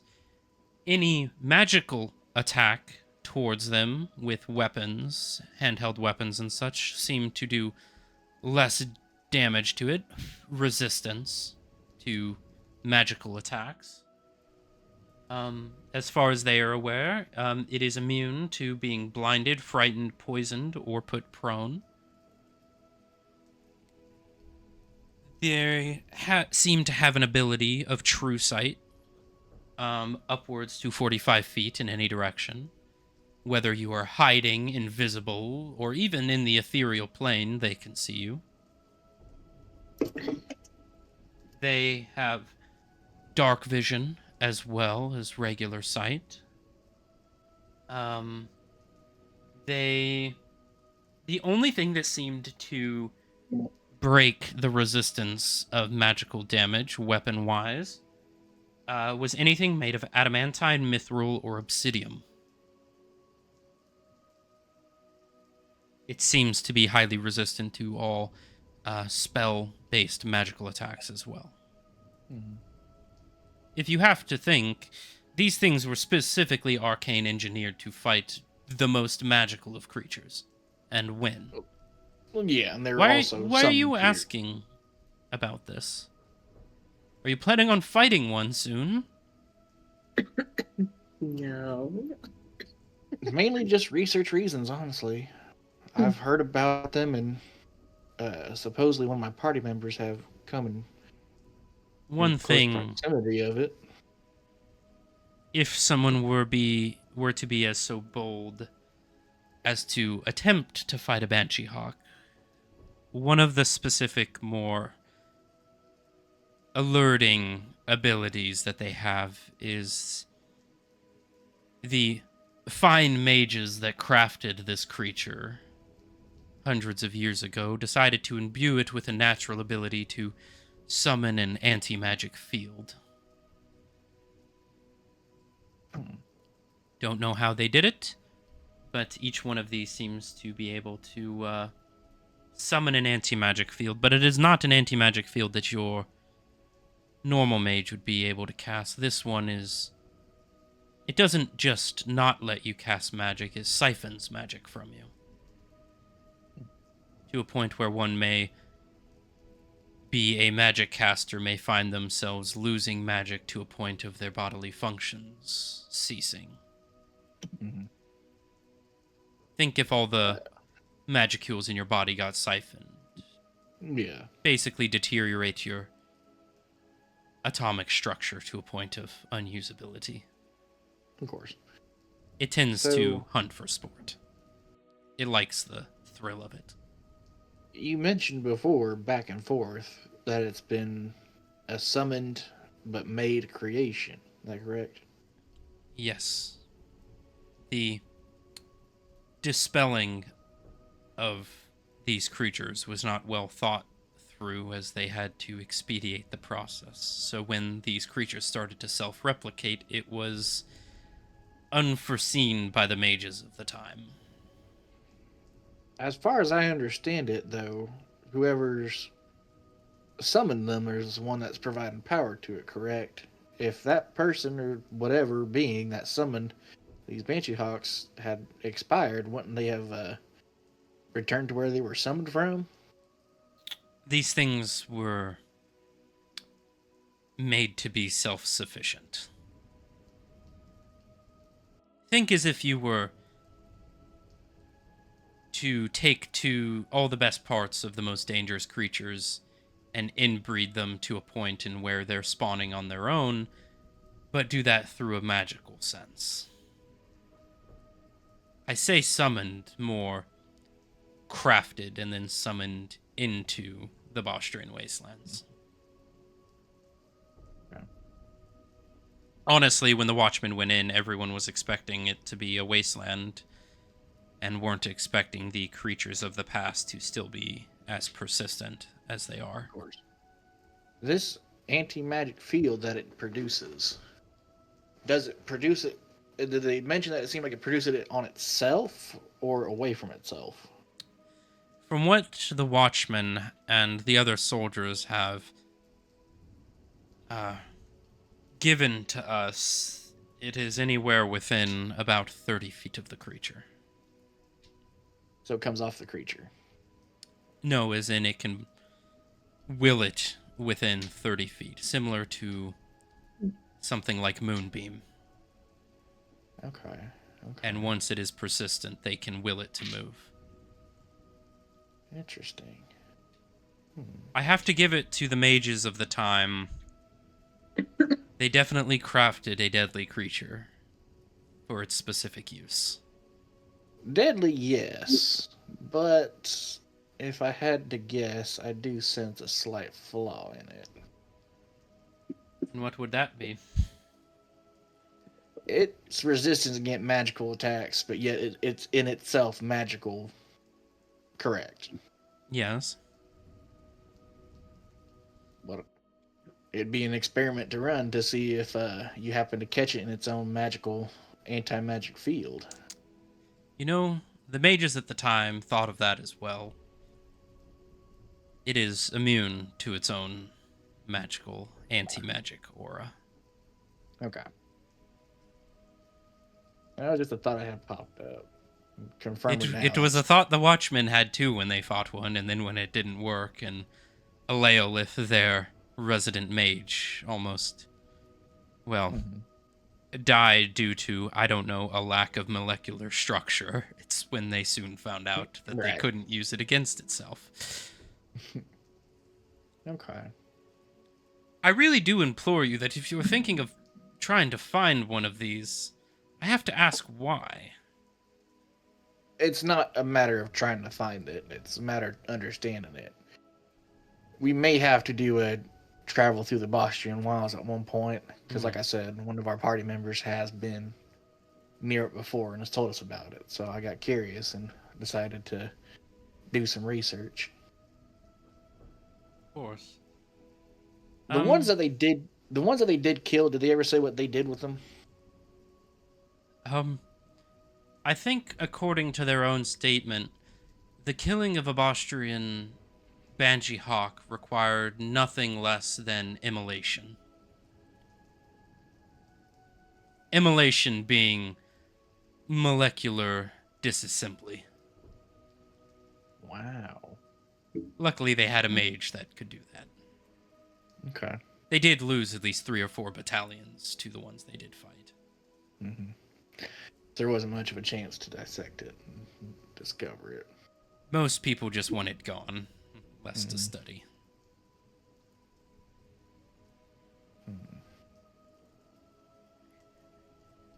There's a reason they're the top of the food chain, guys. What were the resistance that it had, condition-wise? It is resistant to magic weapons that are not adamantine, mithril, or obsidium. Obsidium being the mithril of Luxelheim. But blind, deafen, that list. Oh, it is immune to being blinded, frightened, poisoned, or prone. They are also very intelligent. Well, the ones that have found themselves to the top. They're born with low intelligence for most, but an insatiable hunger for flesh. You really think they would, when crafting these, they would put in failsafes? No, they'd obviously want to make something that they wanted to be the most powerful thing and avoided doing failsafes, especially finding giants, from what it seems. Yes. So picture-wise, whenever Lou sees this creature, does it look like it has armor on top of itself? No. What about with the joints and such, from where it kind of moves its body around? So it looks like it has very, very thick hide covering its entire body, with little pock marks of fur. For lack of a better term, it looks like a more grotesque albino pterodactyl. Okay. Besides giants, did it hunt anything else specific? Other of its kind. Anything that walked, breathed, and/or had a footprint, or a heartbeat, for that matter. It is Just one of in the general. only creatures we've found on the planet that hunts for sport and simply for the enjoying of killing. Okay.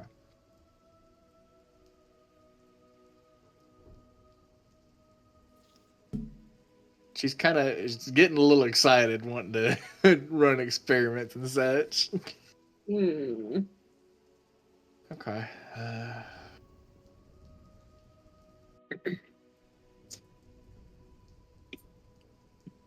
And anything else you were wanting to know?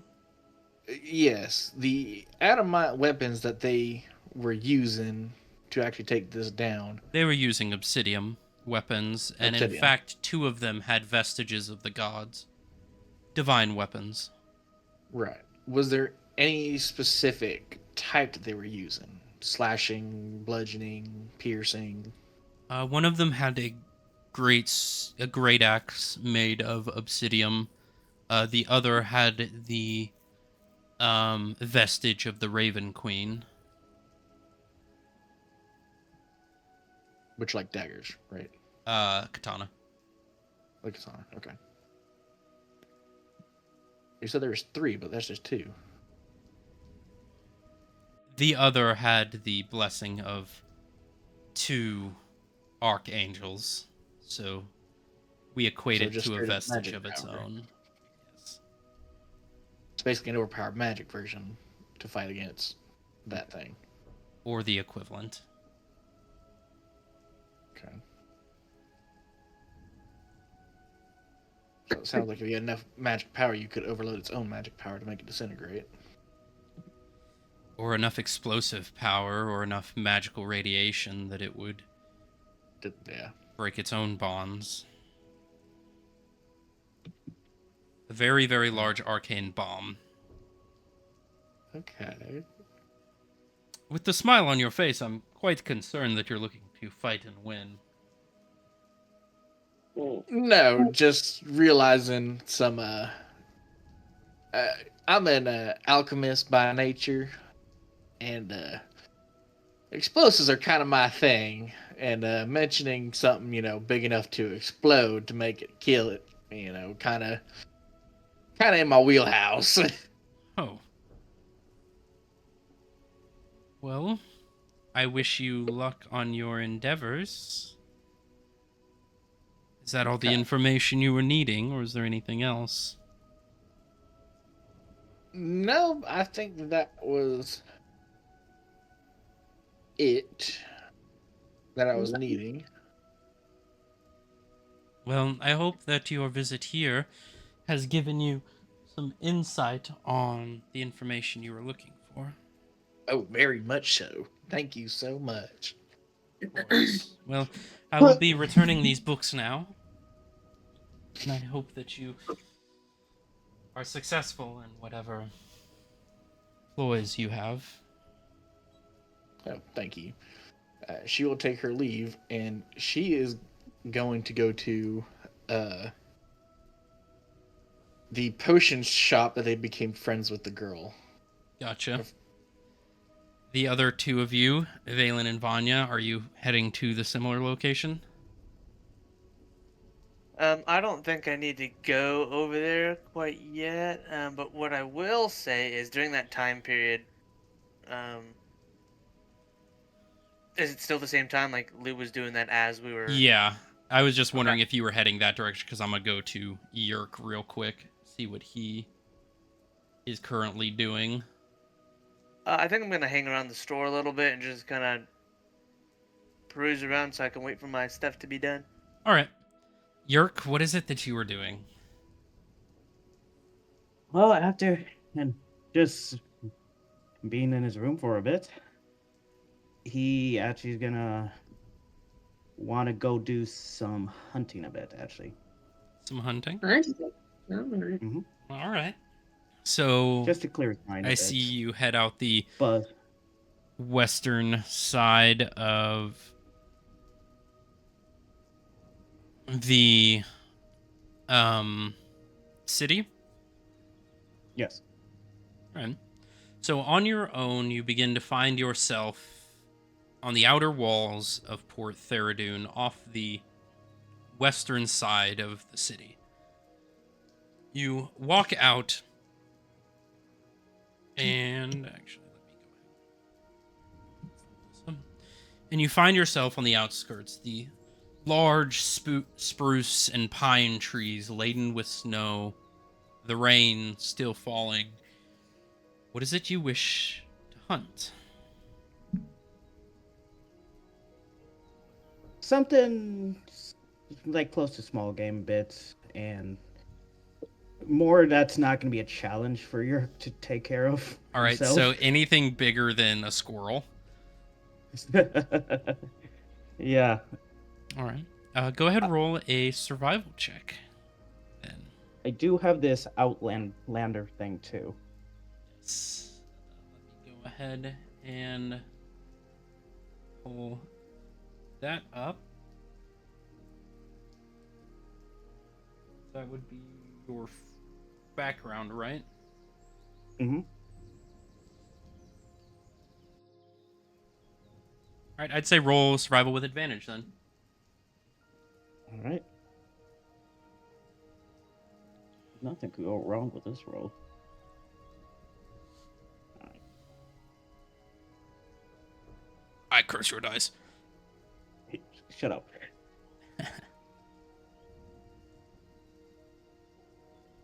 First roll was a 12, and second roll.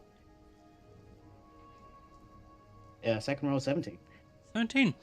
I'd say pretty easily. You've been through Toulouse before. You understand the type of landscape it is. So I'd say you're kind of skeeving your way through the land. What are you hunting with? He wants to hunt with his heavy crossbow first. Heavy crossbow? I'd say after an hour or two, you're able to get, I'd say 5 or 6 of these draconic squirrels. Imagine like if you were to take a leopard gecko, but anamorph it into a squirrel shape. That's basically what they look like. If any of you read the Animorph books as a kid. Nope, actually. Okay, well, only a few of you will get that reference. But you get 4 or 5 of those. Heavy crossbow is a little much, so there's quite a few like big holes through these creatures, but you're getting the hang of it. You are wandering around. You do eventually find yourself tracking what looks to be a deer-style creature. It looks like a young fawn dragonelle. A wild horse-like draconic creature. You see 2 small furled wings on its back. Looks not much bigger than like a pony, or a little bit bigger than that. You would see 2 small little horns just poking out of its head. It's currently stopped next to what looks to be a waterfall of sorts. And it looks like there is It is currently just drinking. Mm. Just that creature there. Only nothing else around. It seems to be the only like medium game creature. He wants to try out the revolver this time. The revolver. How Right. How close? How I'd close am I? Say you're about 40 feet away. Go ahead, roll a stealth check as you're kind of pulling the revolver out. You know, surprisingly, I am good on stealth. Fuck. Not after you fire. Shouldn't have said anything. You speak after you roll. Yeah, I've noticed that. Never gloat before, because the dice will fuck you.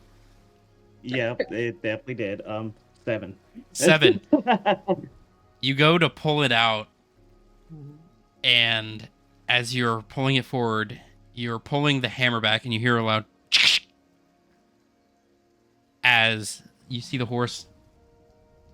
Mm. The dragon will begin looking around. It's gonna roll a perception.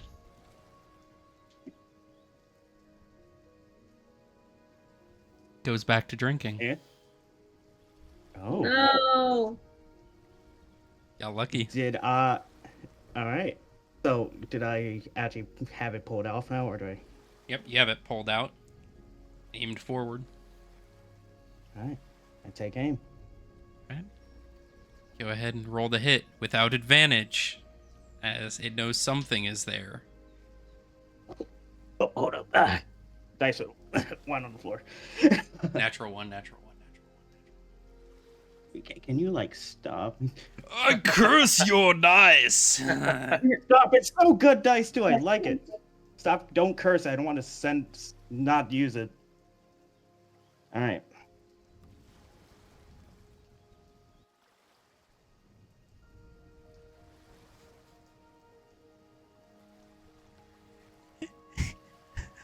Not 1.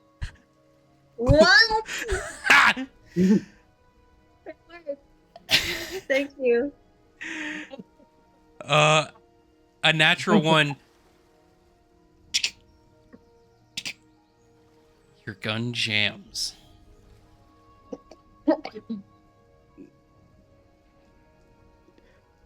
Is the creature still just drinking? Yep, you see the hammer falls and you hear a ting as the hammer spring breaks. And the hammer is just laying down now, loose.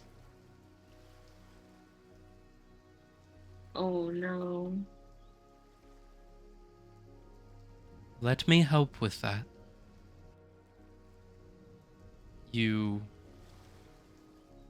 feel this faint energy over your shoulder as a hand reaches out, waves its hand, and you look around you as you see the Dragonel basically go in reverse. You look, you see the pseudo-dragons that were flying begin stopping slowly and backing up as you see the hammer fall forward and then come back, and you find yourself in a position just before you had fired. He is not going to answer, but he's going to try taking aim again. Go ahead, roll. Shut up, Judge. I haven't said anything. I don't know what you're talking about.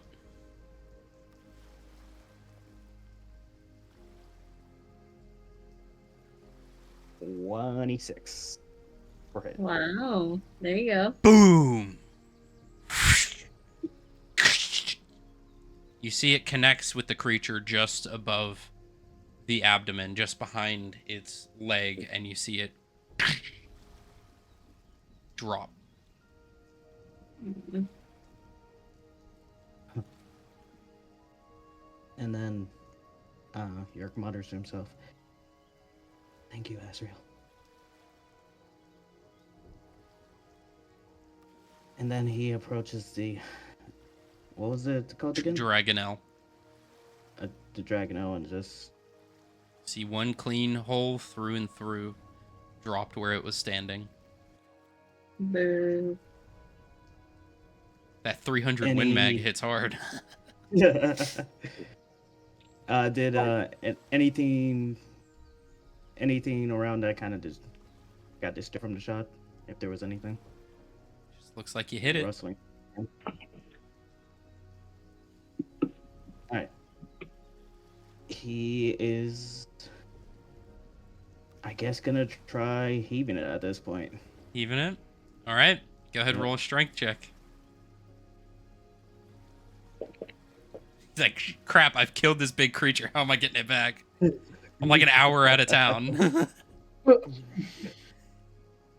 I can manage. He's surprisingly good at strength. Natural one. Not at this point. Okay. 6. 6. Probably looks like you're going to have to field dress it here and take the meat back with you in your backpack. Oh, I guess I'm still on my game bet here.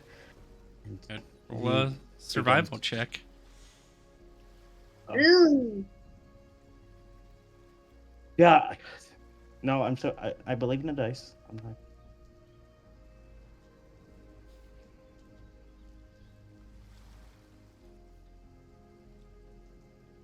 Seven. Those dice just gotta go. By the It's time you're done, you've basically just butchered this animal. You sliced into the stomach, got everywhere. You know, a lot of the meat is ruined. I'd say you're only able to get about 5 days worth of rations out of it, which you can add to your inventory. Other than that, you basically are left with just butchered hide, meat you can't really use, cracked bones, covered in blood. It's not looking fantastic. All right, so new dice. Yeah. Oh. Well, it's been a while since I've done this. Yeah, I needed more practice. And just for a remainder of time now, just tries just hunting a bit more before starting to head back. All right. Around now, it's around 5 or 6 in the afternoon. Can't really find much. The loud bang of the firearm kind of sent off most of the animals. I'd say you eventually make your way back. You've got the 5 rations from the rabbit or from the squirrel-like creatures, and then 6 days of ration from the Dragonelle, so you can add 11 to your inventory. All right. Which I believe you already have rations. Yeah, I do. It's just something that he hasn't. It's things he keeps. It's the things he likes to do when he's just trying to think. All right. So, as you were arriving back into town, Valen and Vanya, you have waited around quite a bit. Eventually, Ordained Witch Laurelin arrives back. Oh, do you have hung around my shop waiting for your cloak? I have. Well, here you go. And she hands it back. It looks the exact same as when you handed it off to her. So, this is what is referred to as a shimmering cloak of protection. Okay. I saw that you had a protection enchantment on it, but with the shimmering property, when you get home and you reattune to the cloak, you will choose a magical word. When that magical word is spoken, the attire will change to whatever you see fit. It can look like anything, It can remove and add coverage, so material to itself, within certain limits, enough to cover you head to toe in one full shrouded cloak, if you wish. Or it can tighten up into something more fine, like a suit, depending on the occasion. It does not have any extra armor capabilities, but it may look however you wish. Thank you, I appreciate it. In-game wise, you can just keep your cloak of protection. You'll Mhm. just remind yourself that it is shimmering, so as an action or out of combat at any moment, you can change the entire attire. It can give you a hat, it can give you a scarf, it can look like any sort of outfit that you wish. Cool. Give you more warming properties, more cooling, not enough where it would give you resistance to such things, Right. but for Okay. look wise and like within moderate weather. Like light clothing type stuff, like maybe like a light jacket kind of thing. Yeah, so it could turn into basically like the equivalent of a pair of shorts and a tank top up to like a moderate winter jacket. Okay. Cool. Well, thank you for that. I really appreciate it. Of course. Did you And see also, anything real else quick- you liked while you were looking around? I think that's it for me. What about you guys? And James and Vanya. You just see like- James that just has his head just on a post outside. Just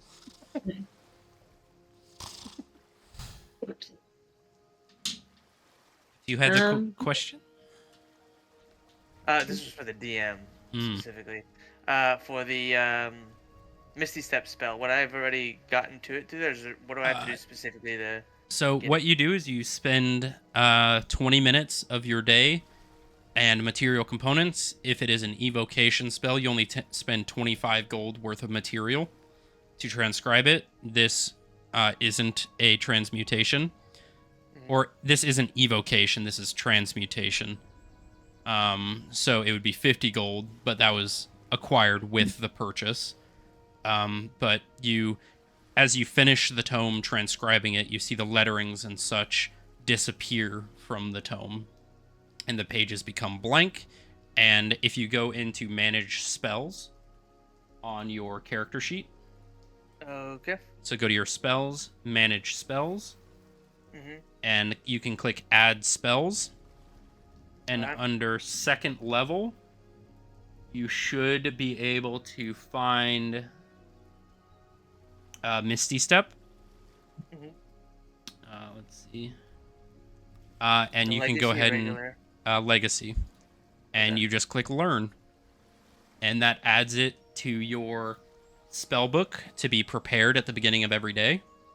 Okay. Because at the beginning of every day, you can prepare whatever spells you want Yeah. for the day. But you have officially added your first spell to your spell book. Nice. So Achievement unlocked. now at the beginning of a day, if you choose to prepare Misty Step, that is one of the spells you can use.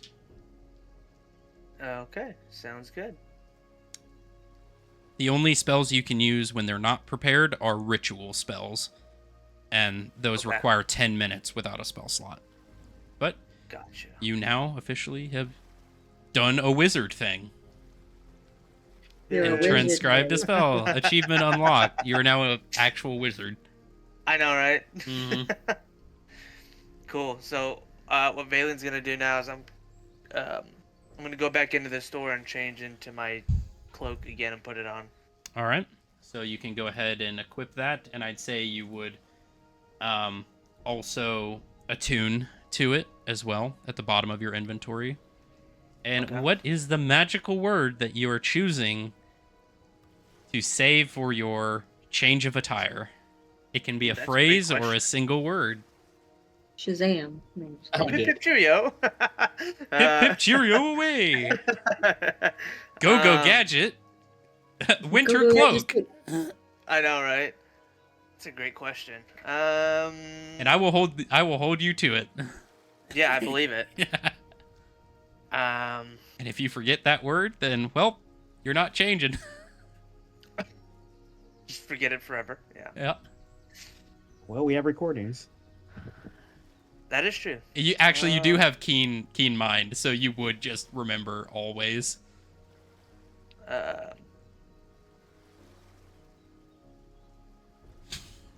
I don't even. Yep. I don't know. Mm,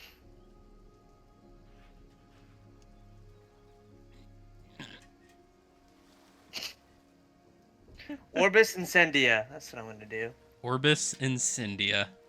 Yeah. All right, go ahead, write that down. Make sure you don't forget. Oh, I am.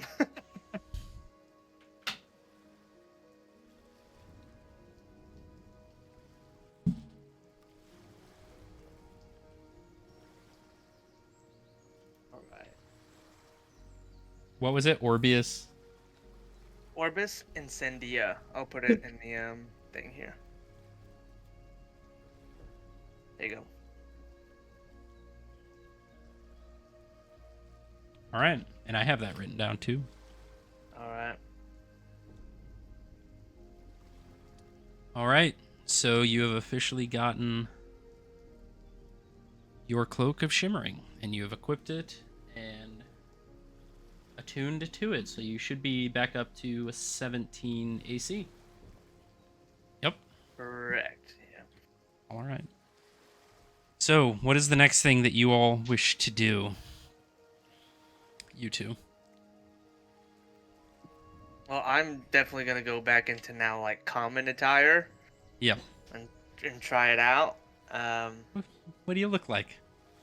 What is the typical common attire around? That'd be my first question. Very Russian in style. So, for your commoner, it's more like thick, almost cargo pant style, like canvas material, thick winter coats.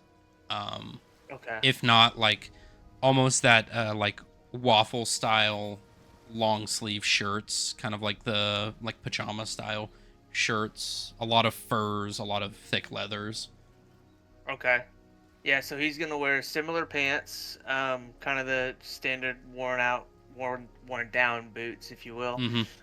And then on the top wise, he's gonna wear kind of like a dark brownish long sleeve, with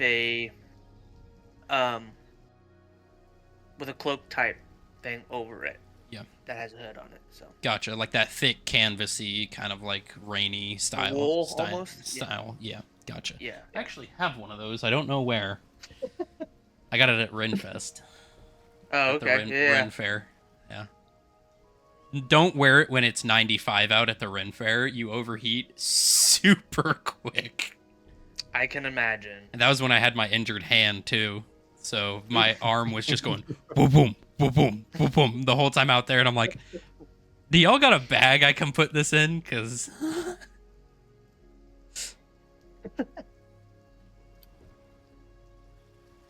Would Vanya see him like in his change into the attire? You would say the word and you would see the clothing just shift around. It's a perfect fit and perfectly comfortable.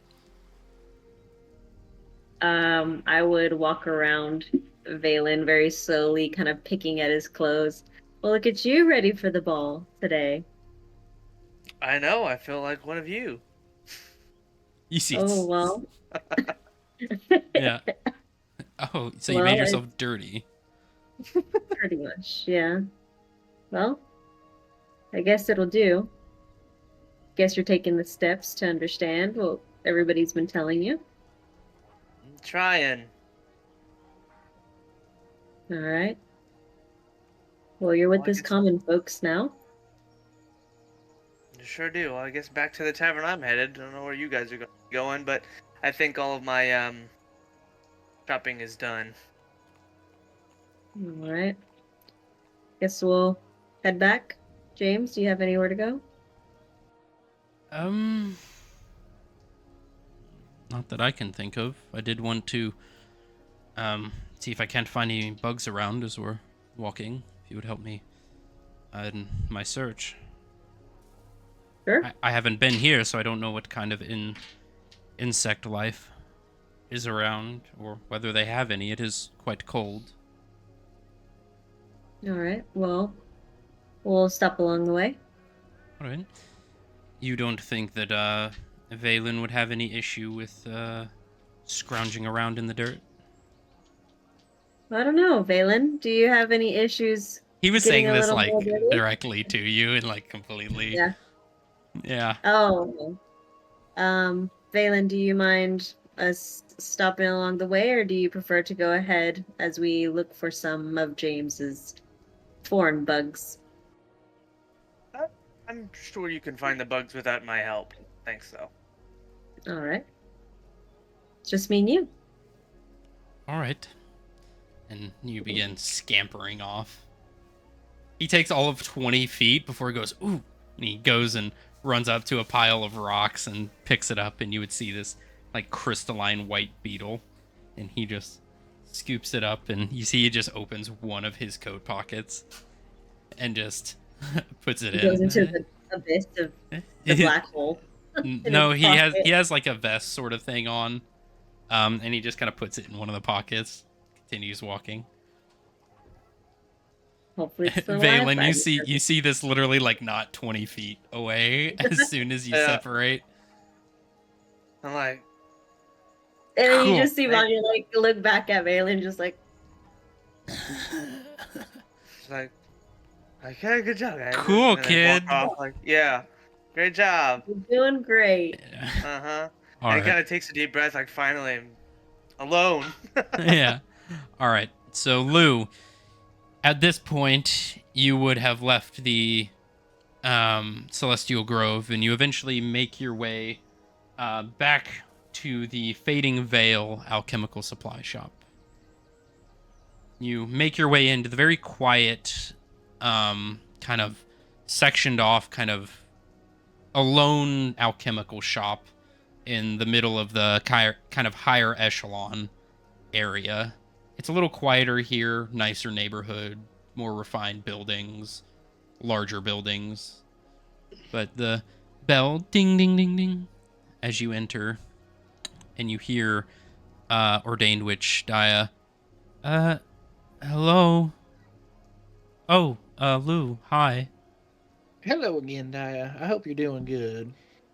Yeah, I'm doing good. Did you guys ever give any thought to that supply run that I had asked about previously?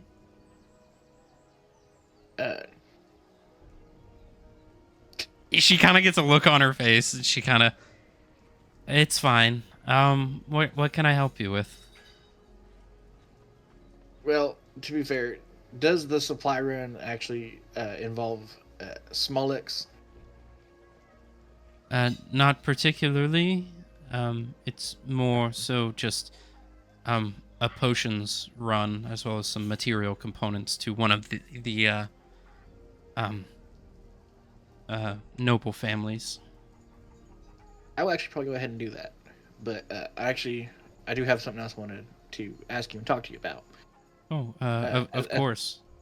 As far as I understand it from what the sister at the church has told me before,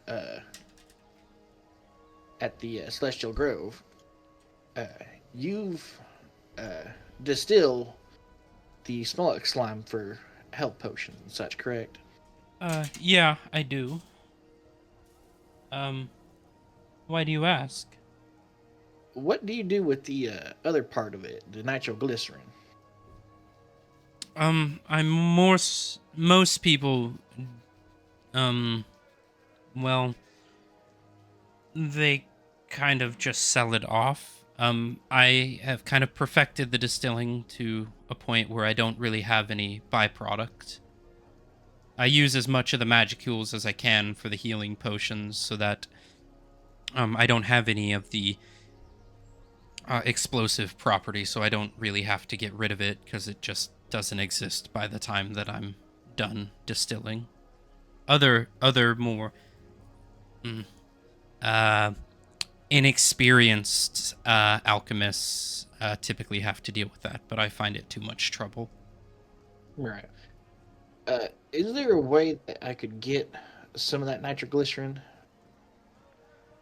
What for? It's for an experiment with the nitroglycerin itself. What for? Making a type of explosive, basically. For adventuring purposes, I'm guessing, Uh, hoping, kind of want course. it to be. It Legally, is you for need to adventure. tell me that so I can sell it to you. So you're not entrapped. It is for adventuring purposes. I promise. Oh, all right. How much do you need? How much would 20 gold pieces of it get me? Oh, are you looking to burrow a cave? Through a mountain? That much? Um, For 20 gold? it's not your normal nitroglycerin. It is the harnessed explosive power of essentially an arcane core with none of the magic. Just purely chemical explosive. Highly regulated by the Cardinal Board and the Adventuring Guild. I see. Not for communal use. Okay. Sanctioned demolitions. Really, that powerful? 20 gold is about enough to level a city block, which I would not be comfortable selling you that much. Shit. Maybe a building's worth of God, two. no, I don't even need that much. Holy shit. Fucking Christ. I did not realize how powerful this shit is. That's why I get rid of it. The one I'm more used to dealing with, I don't think is that explosive. Well, I am a very good alchemist. Fuck yeah, you are, girl. Oh, thank you. He is just All right. avoiding eye contact this entire conversation. Arms just kind of like this the whole time. Oh, you're adorable. So, let's say I need enough to create a gelatin mixture for hunting purposes. I wouldn't recommend using this for hunting. You wouldn't really have much of a creature left. That's kind of the point. This specific type of creature. Oh, so you're killing something, not hunting it. Yeah, Why didn't you say that?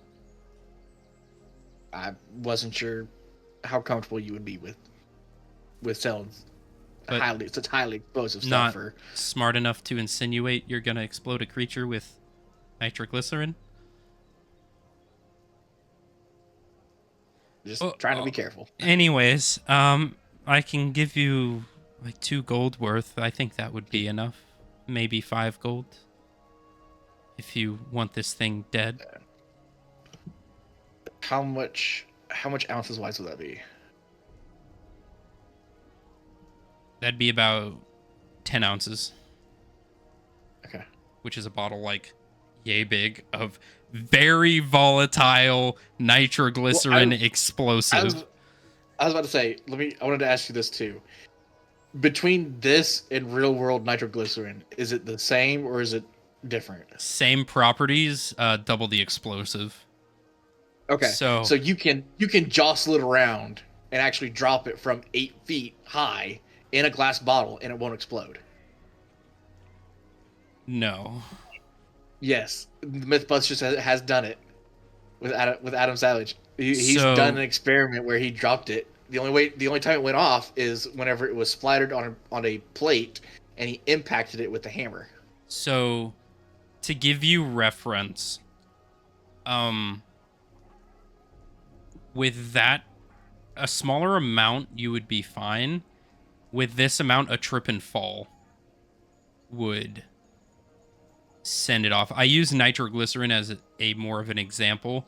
This is like you got to transport it on a very level piece of something, possibly hovering at a steady pace, the same pace, and not speeding up or slowing down too quickly at all. We don't want it. Okay. Just forget it.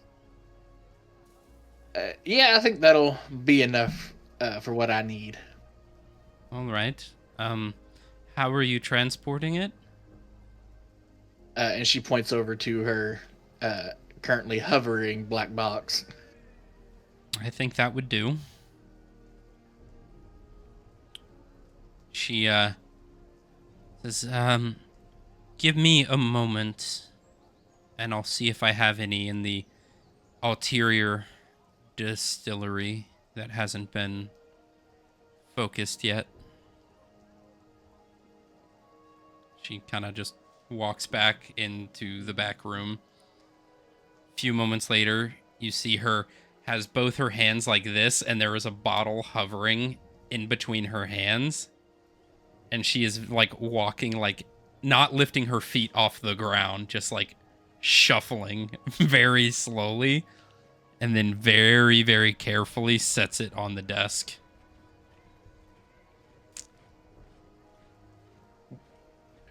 Thank you for that.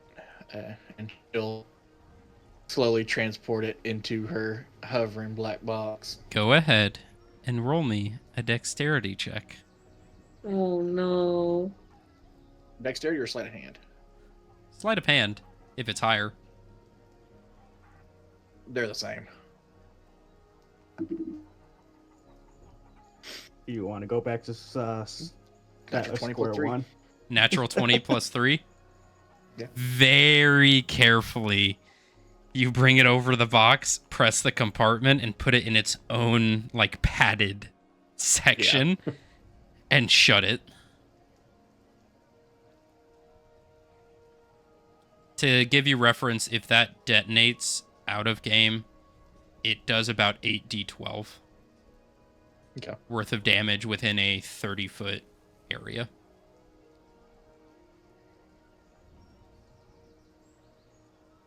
And you can separate that out by d12. So technically you have 8 uses. Okay. Well, If you want to write that in your other inventory so we don't forget.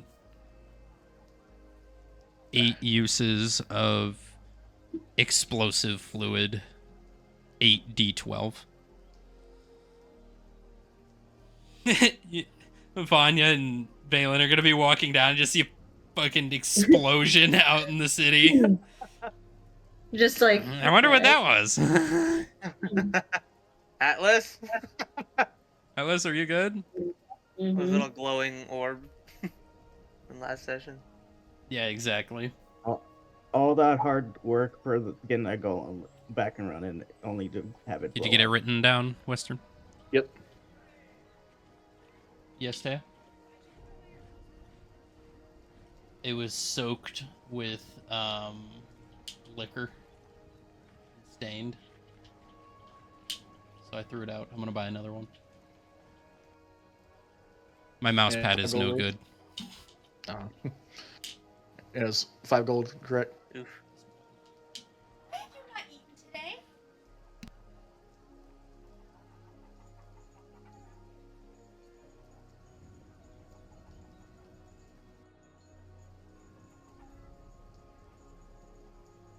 I'm being abused. Give me 1 second. No, he hasn't eaten all day. That's not okay. I don't need food. But anyways, you were saying, Western? It was 5 gold pieces, right, for it? Yep. Okay. I don't need food. I need D&D. Exactly. Well, anything else you're wanting from my store, or just a very volatile, country-sanctioned explosive liquid?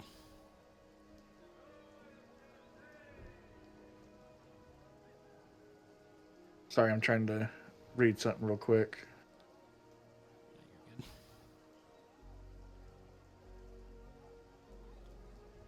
Boo.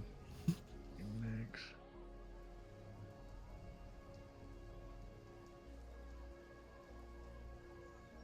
That's not making any sense to me. What are you reading?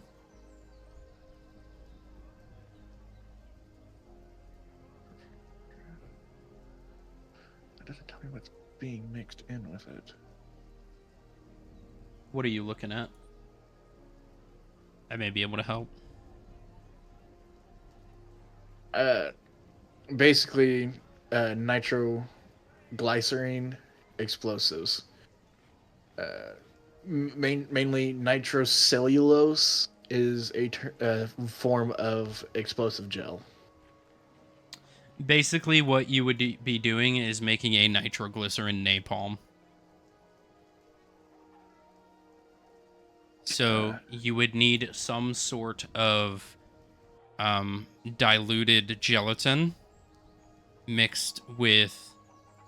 It would probably need to be mixed with water or some sort of oil base, which would allow you to create a gelatinized nitroglycerin. Okay.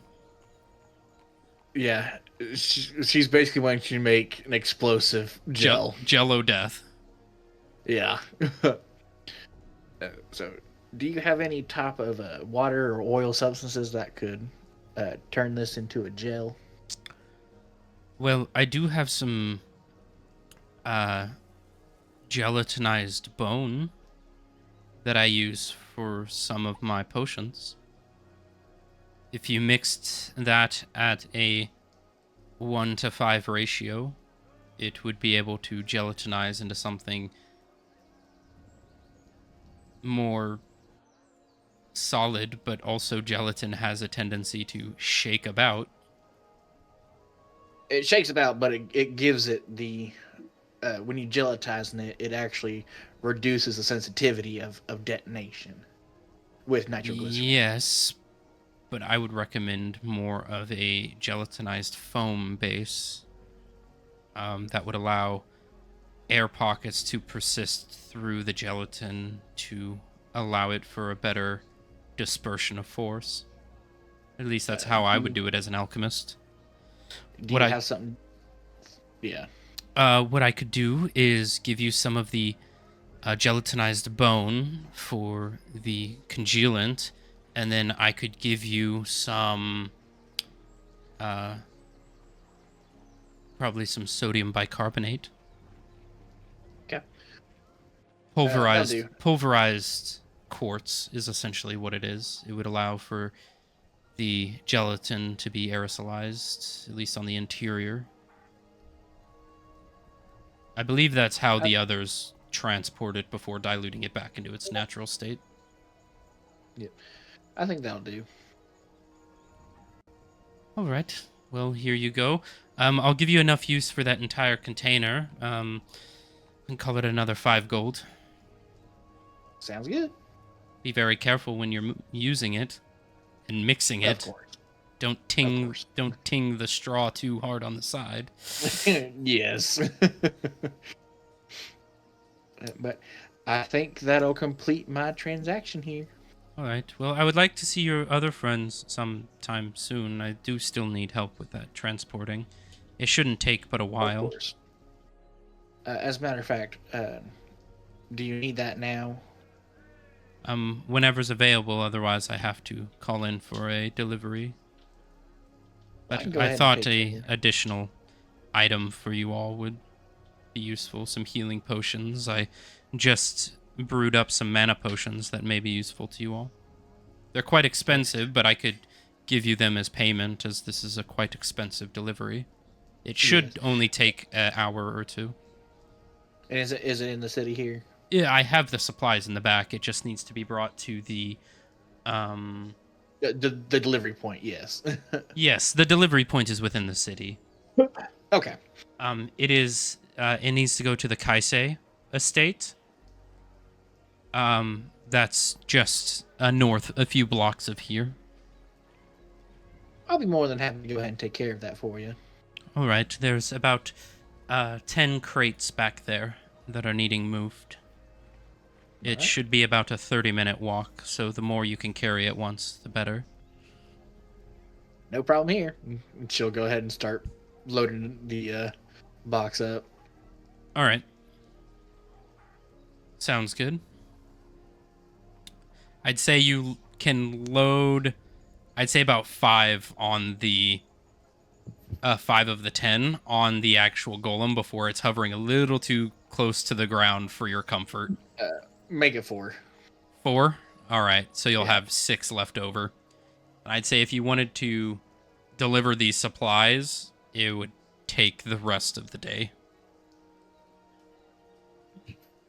Unless you had help.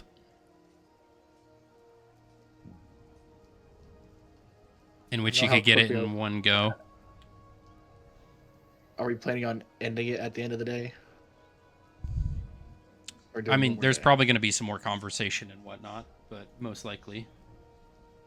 Okay. Because at the tonight is when the fight is happening. Oh, that's right. And I'd like Yeah, everyone to be that's here. normal. Yeah. Okay. I'm sorry about this. I had to look at my time frame. I don't think I'll be able to take care of it now for you. Oh, you do have compatriots, don't you? They're all busy right now too. I was the only free one, and taking a look at the time, I just realized I don't have enough time. I'm Could sorry. always I'm so go sorry about that. grab them. I'll make it worth your time. Oh, Hey, Would hey, it- hey! None of that. None of that nonsense. Would Nobody's it risen be- up the autistic tiefling. Here's the thing. Would it be enough time being done for Lou to make what she's wanting to make? Yeah, you would. It's right now If for she got you. help. Yeah, right now for you guys, it's only about midday. It's only about Okay. noon. Yerk is doing his like day thing, but the others, about this point, just got their shopping done and Okay. are kind of separating. Okay. Yeah, let me go see if I can go find him real quick All right. and still head off to.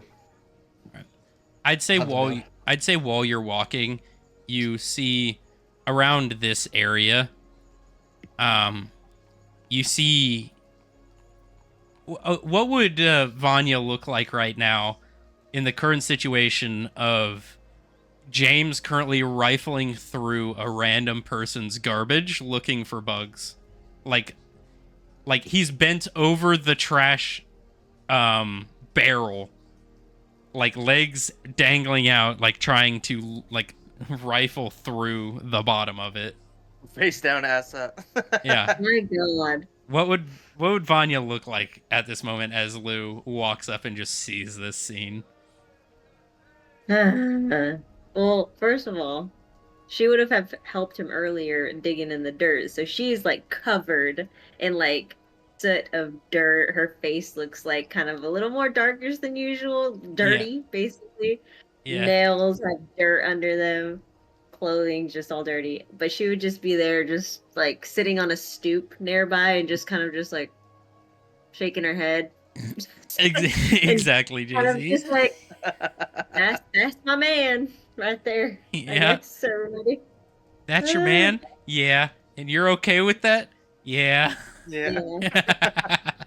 But Lou, you Just walk kind of- upon this scene of the hooved legs. They're Like the just hooved, kicking. like the hooved They're bovine flailing. legs just kicking in the air as he's reaching down.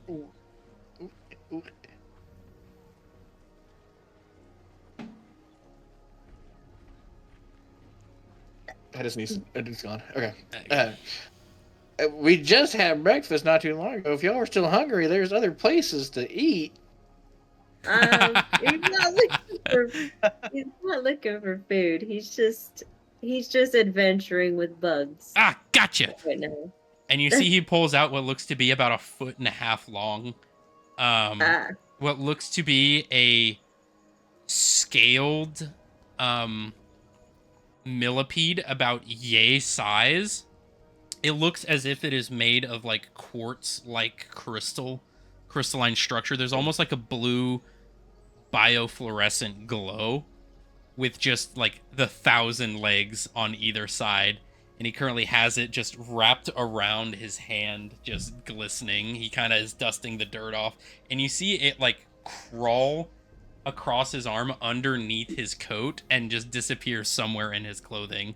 But he looks up and he's got what looks to be like a fruit peel just like stuck in his hair, covered in just refuse.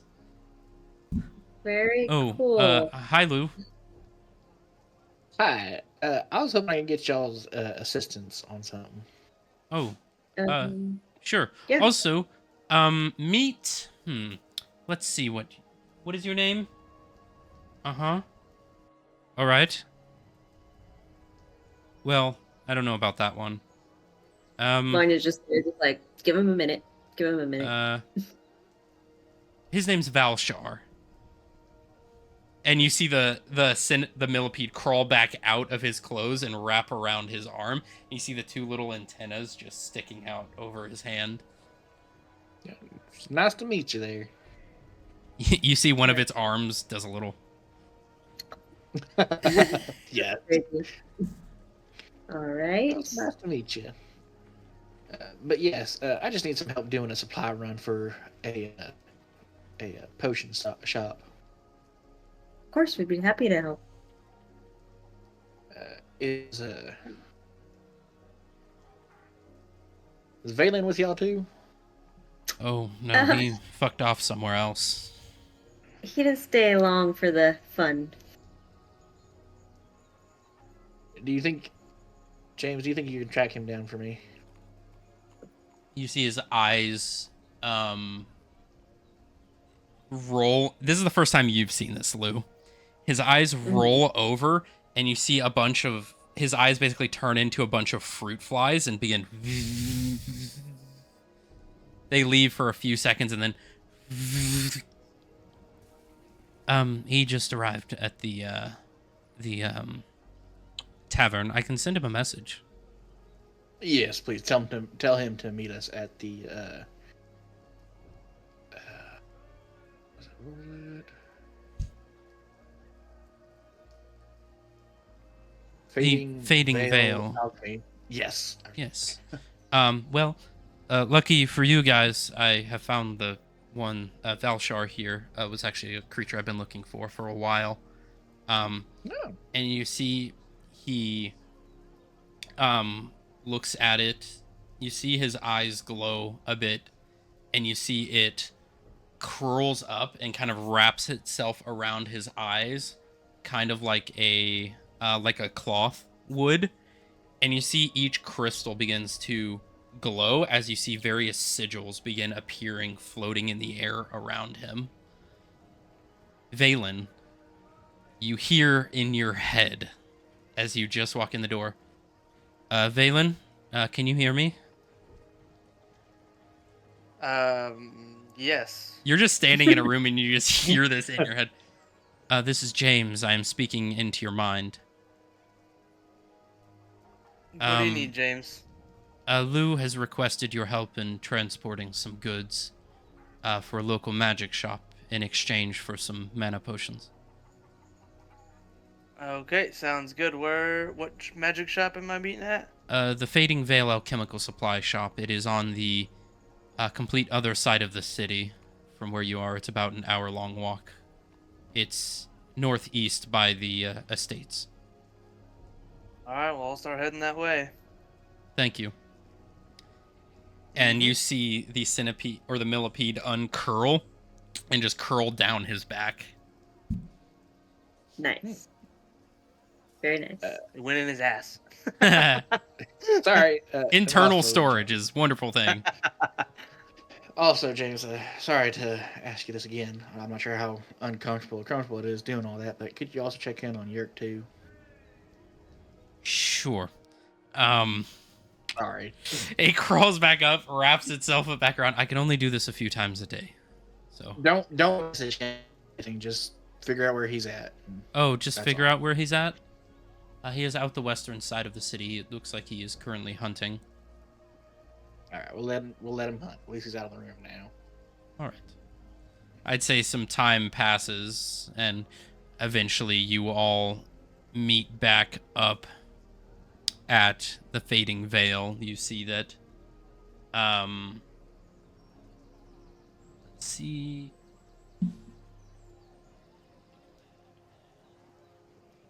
This real quick.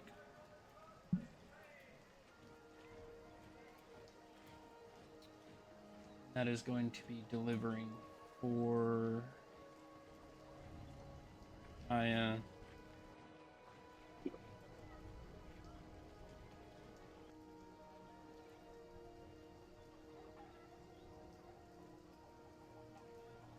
That. Boom. There we go. All right. So, you guys eventually meet at the Fading Veil alchemical supply. Valen, you're a little annoyed having to walk all the way across the city just to walk all the way back across. But you guys eventually arrive and you see Valen coming into sight. You would see that Daya is outside, currently standing next to the boxes that you've kind of moved to the front. It looks like they're large crates, wooden crates with metal reinforcements to them. You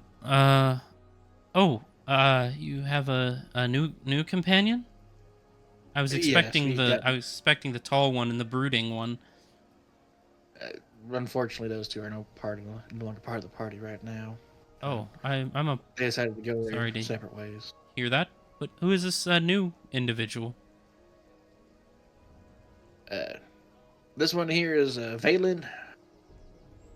Oh, hi, Valen. Hello, nice to meet you. He's a little bit of a noble. Avoiding all eye contact completely. I don't think I've actually. Don't worry about it. I don't think I've actually described Daya to Jay-Z. A shorter and slender tiefling elf, so half tiefling, half elf.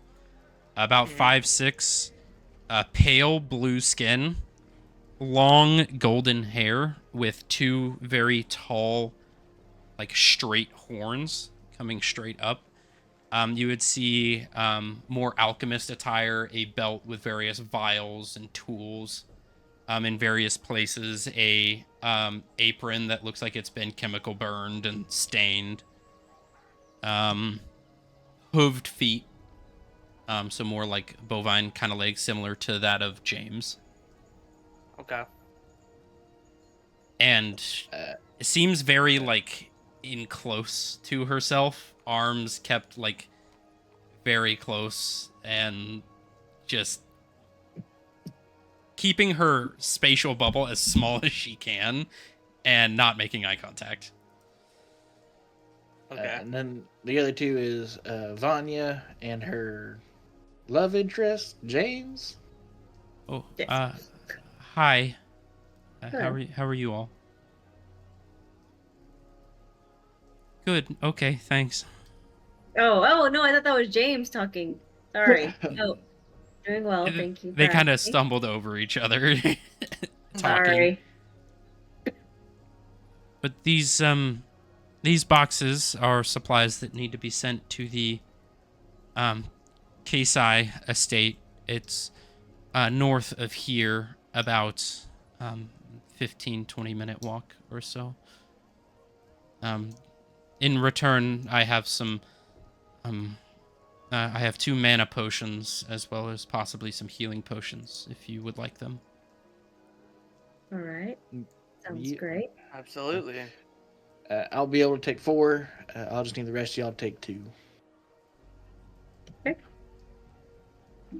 That's the image, Jay-Z. Just imagine the horns are kind of directly straight up rather than curled.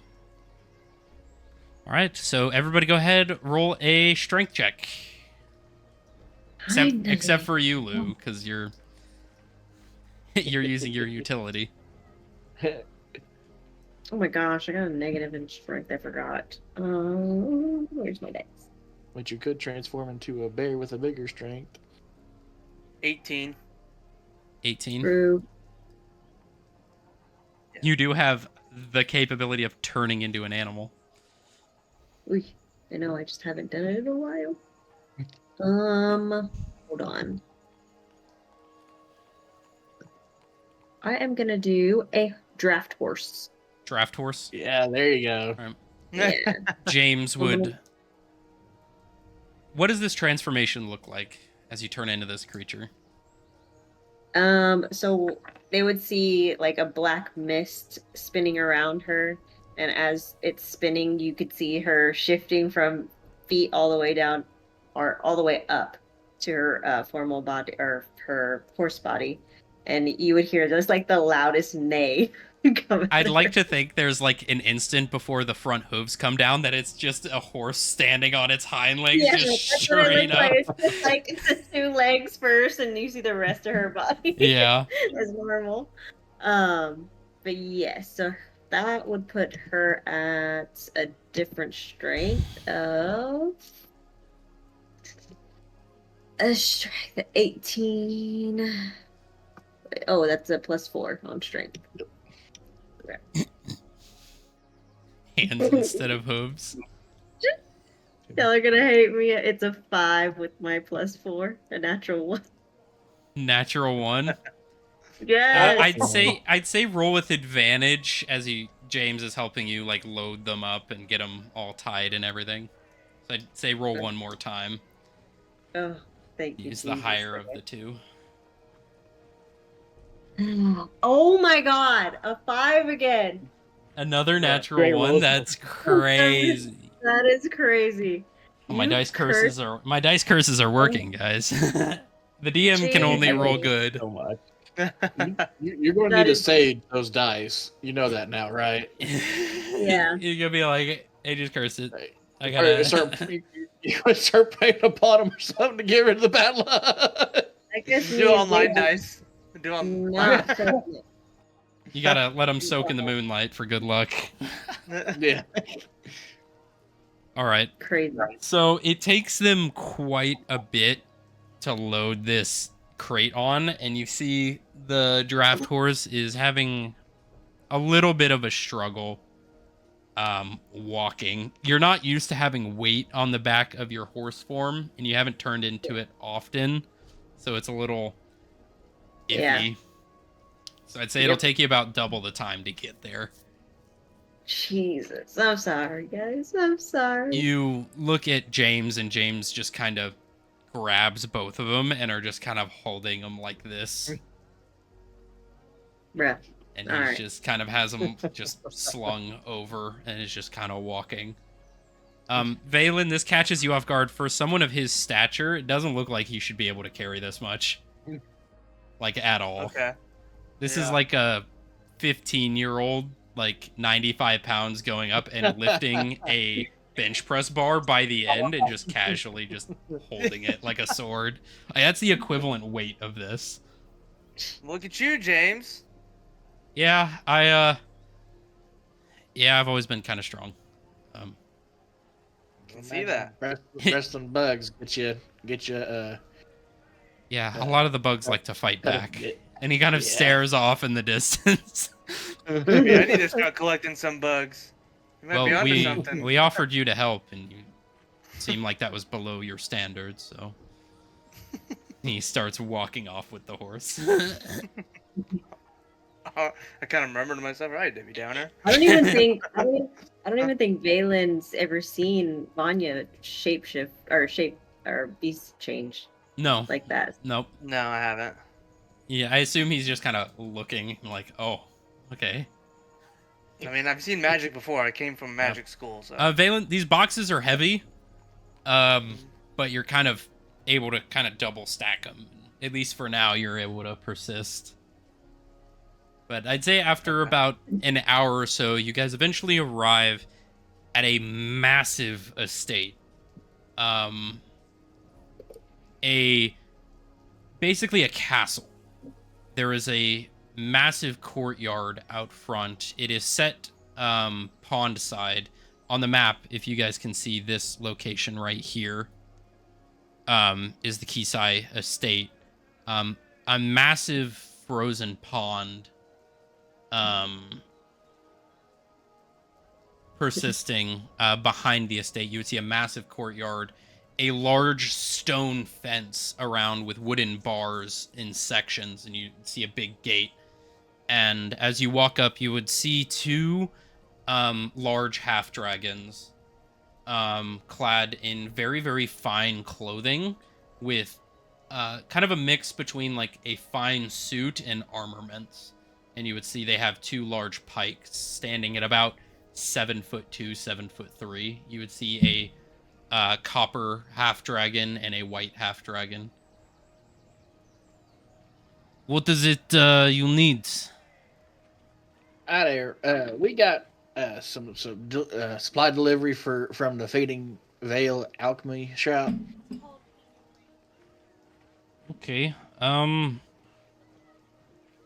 you have a guild permit that I can see? Yep, she pulls out the guild permit.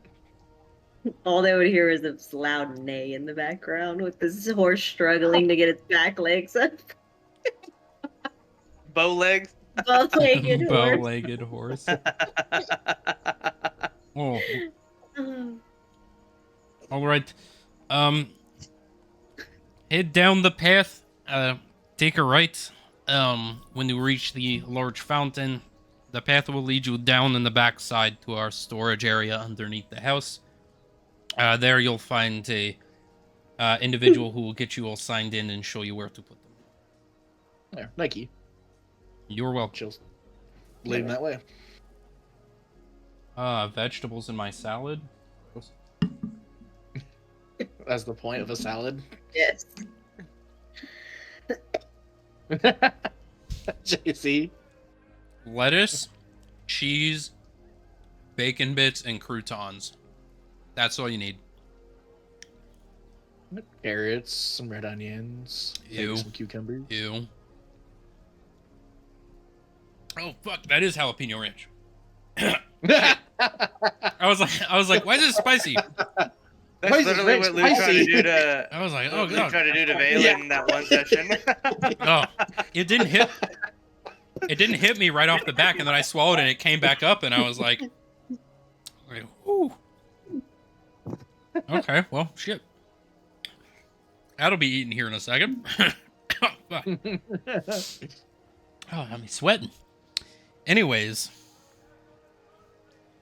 you guys eventually go through the gates, and the door shuts behind you. You begin falling down the trail, and you see, as you are coming down the side of this estate, massive building, stone structure, very fine, ornate glass building. You would see there is a stable off to the side, what looks to be a greenhouse. You would also see servants running around. You would see maids, butlers, what look to be half dragon or dragonborn in nature, just going about doing their daily business. As you come down, you would see a large stable-like double door, and you would see a door is on the side. There's like a stone box with a little window, looks to be like a guardhouse of sort.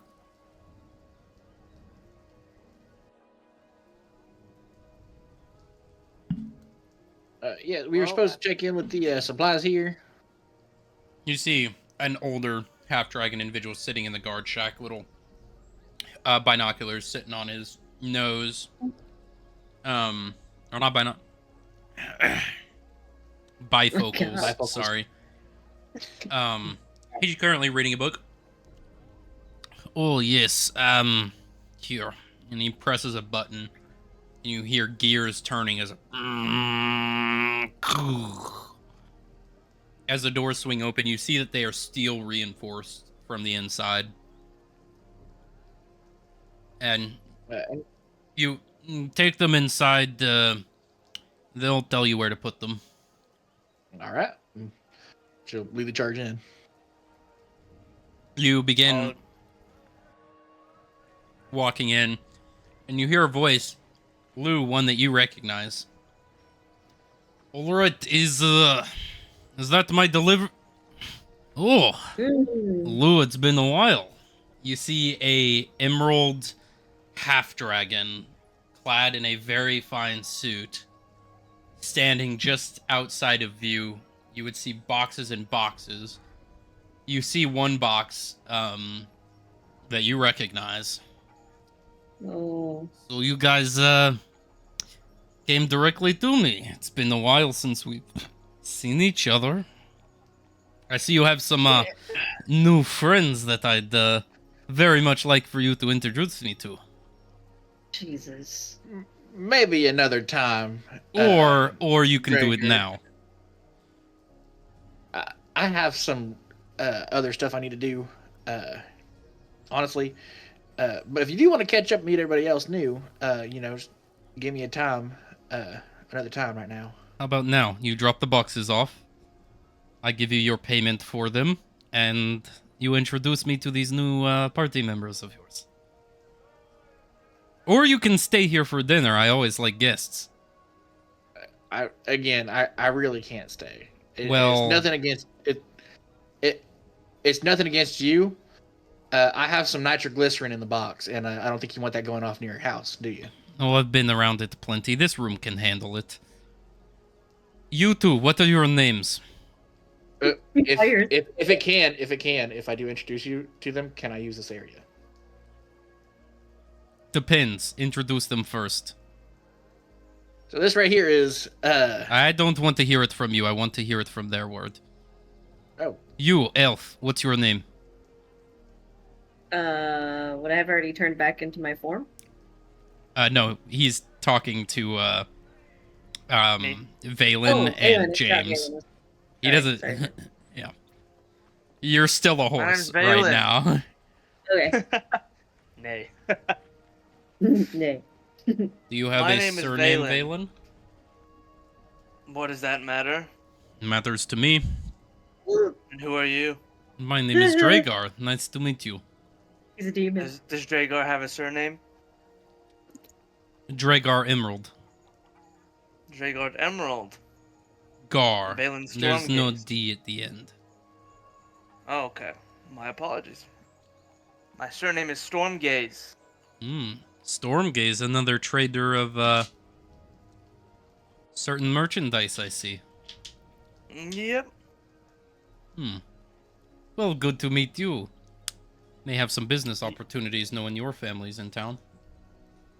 Well, family's not in town. It is just myself, but I wouldn't mind discussing what you're offering. All right. Obviously at a later time, because we're on a tight schedule today. Yes, I know your fighting event tomorrow. Or I guess Right. tonight. Right. And how are you aware of that? I have my connections, as do you.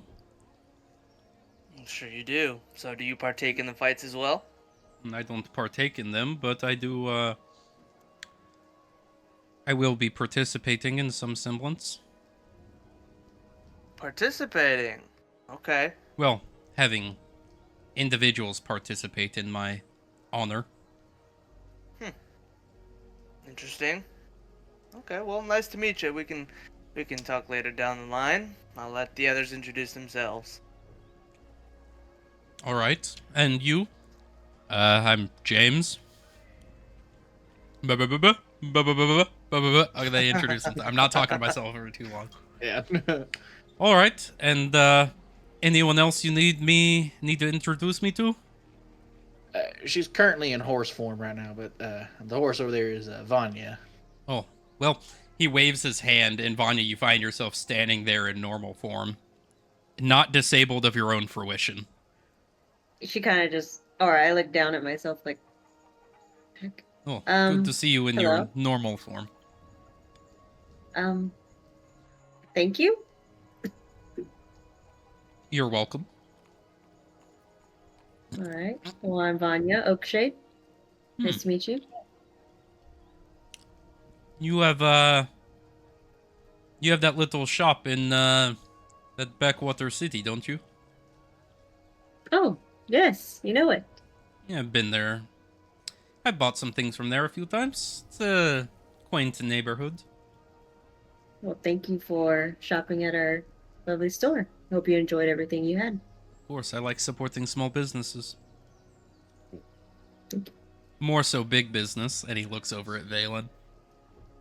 Kind of make that connection. Eyes. Yeah. You Well, kind of just make like concerned look. Lou, what have you been up to recently? Not that I don't already know, but it's good to Exactly. hear from word of mouth. Just dealing with this fight that we got coming up and running a new experiment. That experiment wouldn't have to do with the nitroglycerin you bought. that you were Oh, speaking very of. much so. I'm so excited for it. Where'd the other two go? They're decided to head on their own separate ways, as you said, already know. Again, I like to know I'm not being lied to.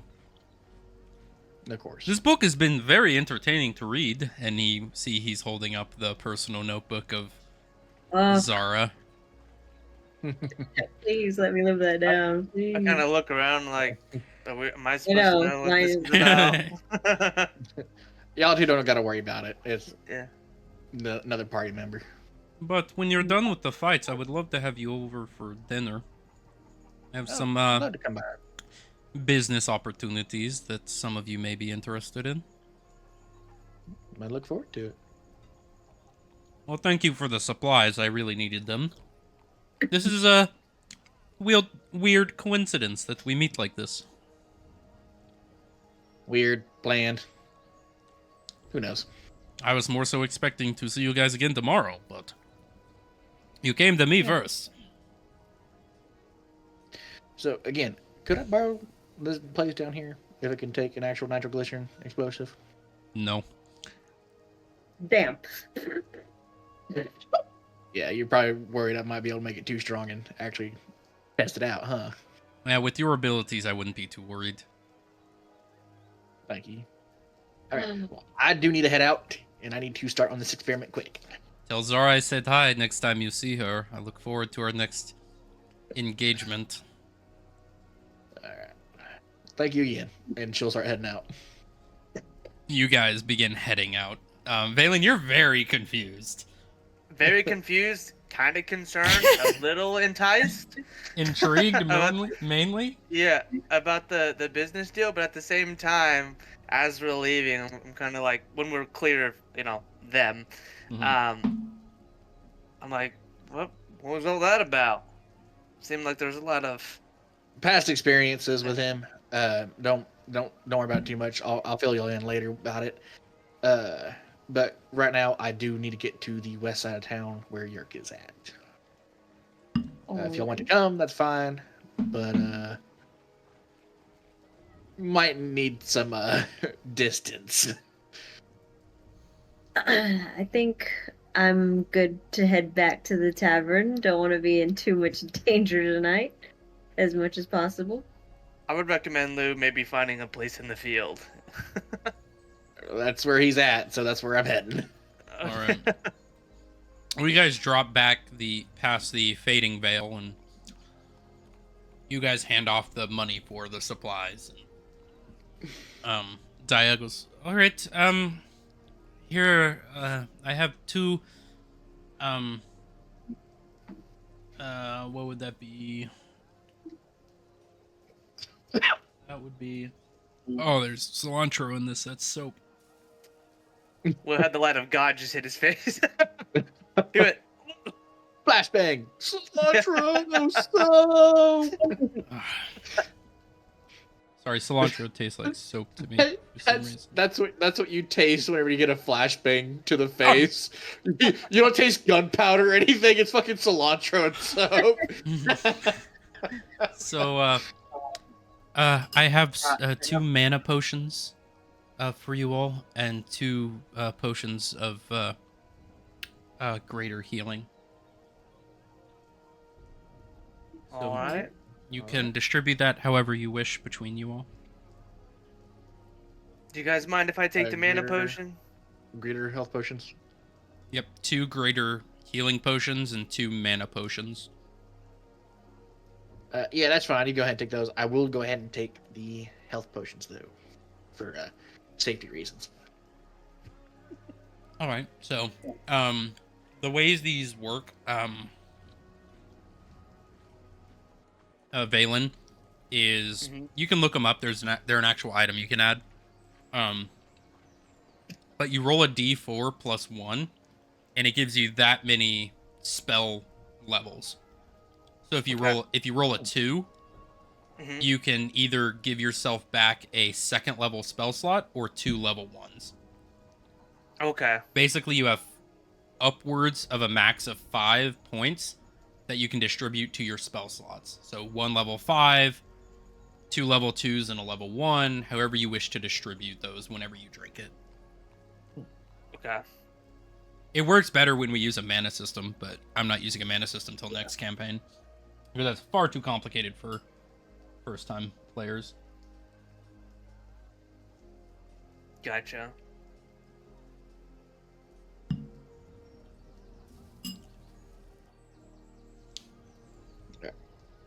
I'm on my way to make 2 yerk. All right. Do. Walking.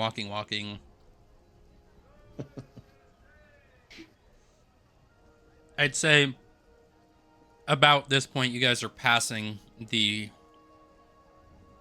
Emerald Gulf Tavern, kind of on your way to the western side of the city, and you see Yerk walking back to you guys down the same road coming back. You see he is Hey, Yerk. covered head to toe in blood. That seems like you've been having fun. I need to borrow you. Can you follow me real quick?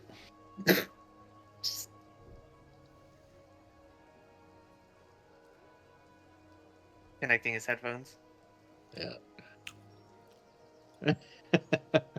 Well, never mind. Yerk's useless. Okay, let's keep going. Yeah, Yerk went mute. He's no, dead. if for some reason it wasn't switching between the mute and unmute, so it. Nope. Okay, there you go. Sorry, can you say that again? I got a little Bug in my bit ear. of stuff in my ear. I'm gonna need to borrow you for a minute. Do you mind joining me real quick? Sure. I would need something. All right, let's go. Keep my okay. And she's just dragging him along, pretty much.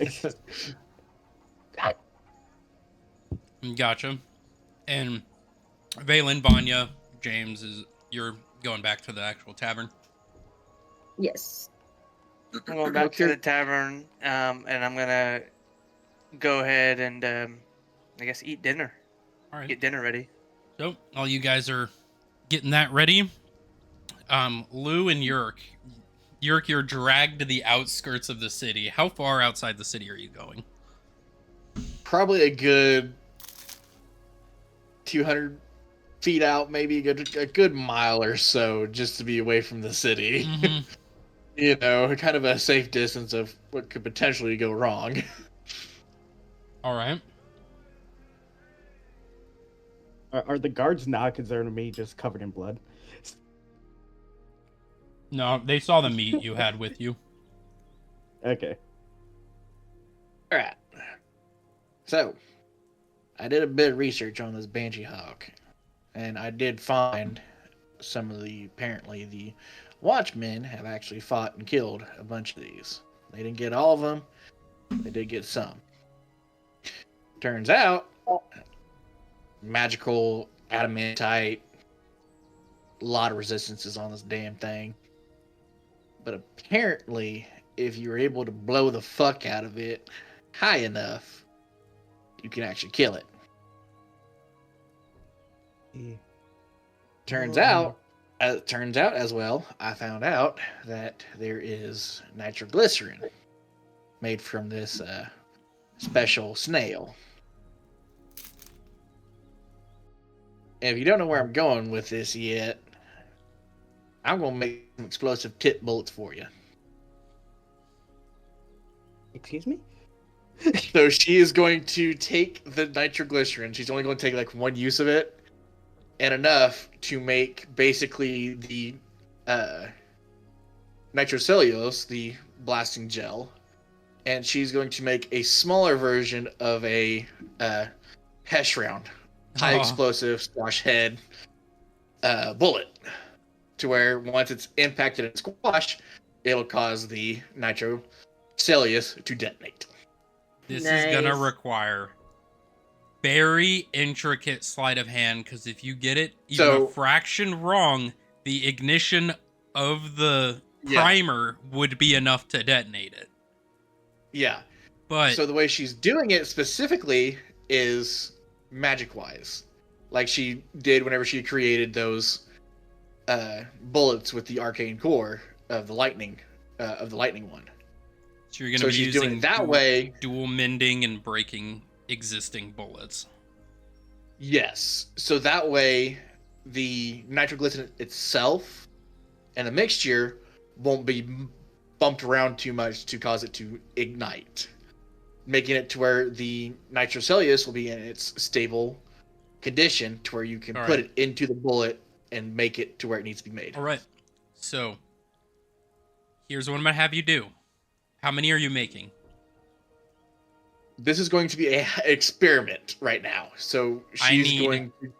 3 rolls. Okay. All right. Your first is a sleight of hand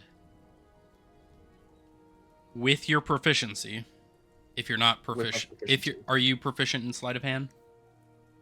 I'm not. So add your proficiency to it, because we're gonna consider this a dexterity roll, basically an alchemical roll, to make the gel in the first place. Okay. All right. Okay. Yerk, are you standing right next to him, or are you back? Yerk, how do you even feel? 16 plus 10, 26. All right, so 26, you're able to make the gel very carefully. So you have a container of it. The next 2 are the important ones. I'm not going to tell you whether or not they're successful until the bullet is fired. Okay. Mm-hmm. And it's a decent DC, I'm not going to lie.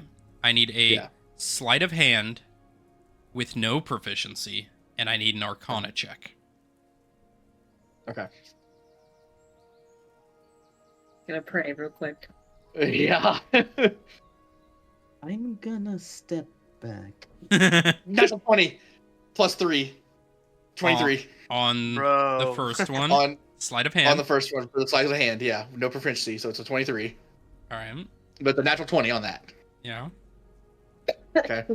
Arcana. Arcana. Okay. 18, 17, 18, 19, 20, 21, 22, 23, 23. 16 plus 7. Mm-hmm. All right. As far as you can see, you have a bullet. Basically, the process is you made this gel. You hollowed out the bullet. You put the gel inside the tip of the bullet. You mended it to fuse that lead back together. And you very carefully went through the reseating process of putting the bullet back in the casing and getting the gunpowder exactly the right amount.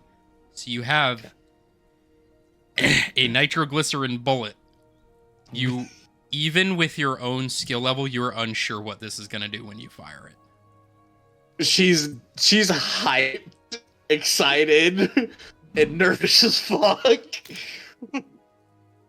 All right. Are we gonna need to try it? Yes. Here's the dangerous part. This is the exciting part, testing it out. Sweating. I could So- fire it if I need to. You don't need to do that. What she's going to have done is, can one of the legs of the turnip be taken off? That would require a whole process.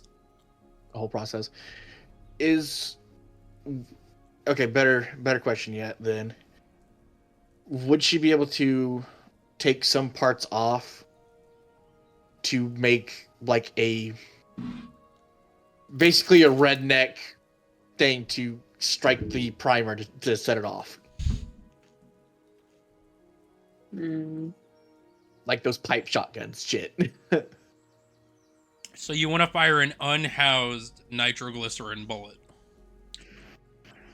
Pretty much, yeah. This is just to see if it'll actually fire and not detonate correctly. Just Have you ever fired a bullet outside of a gun? I've not. Okay. Well, we're about to find out what happens. Oh, I mean, the best thing I could go off of is the fucking YouTubers who do the fucking sawed off whatever Demolition Ranch doing the shotgun shit with the, part of the bullet sticking out of the shotgun shell, and same with the Barrett 50 cal. I think he did one time. You might remember that video, or but it's been a while. It's kind of something similar akin to that. Like it's housed, those but sort of things. It's very rudimental. So you are wanting to at least house the bullet, so the back of the bullet doesn't it'll go at least, like this. Yeah, it'll at least be housed. Right. That's what I was thinking more of. Slowly back up. It's gonna take some time to make a pipe. I'd say if you give me a intelligence roll of 18 or higher, you'll be able to get it done in a timely manner without having to go gather supplies. Right. Or put it in Yurik's gun. Yeah. I will have to fire it eventually. 13 plus intelligence. Yep. 17. 17. Yeah, I just went off. You're very sure of the supplies you have. Without ripping apart your golem, you don't have enough metal. Ah, damn. Okay. So you may have to shoot it from Yurik's gun. Yeah. Or your gun. Let me. If you're making these bullets, let me test it out. You do realize that you could just be gone. Like, this is how highly experimental and highly explosive this is. One thing, at least I won't have to fight that Banshee Hawk if I'm dead. Oh, but wait, they do have that ring. Yeah, you do. He does have a ring of antidote. Oh, yeah.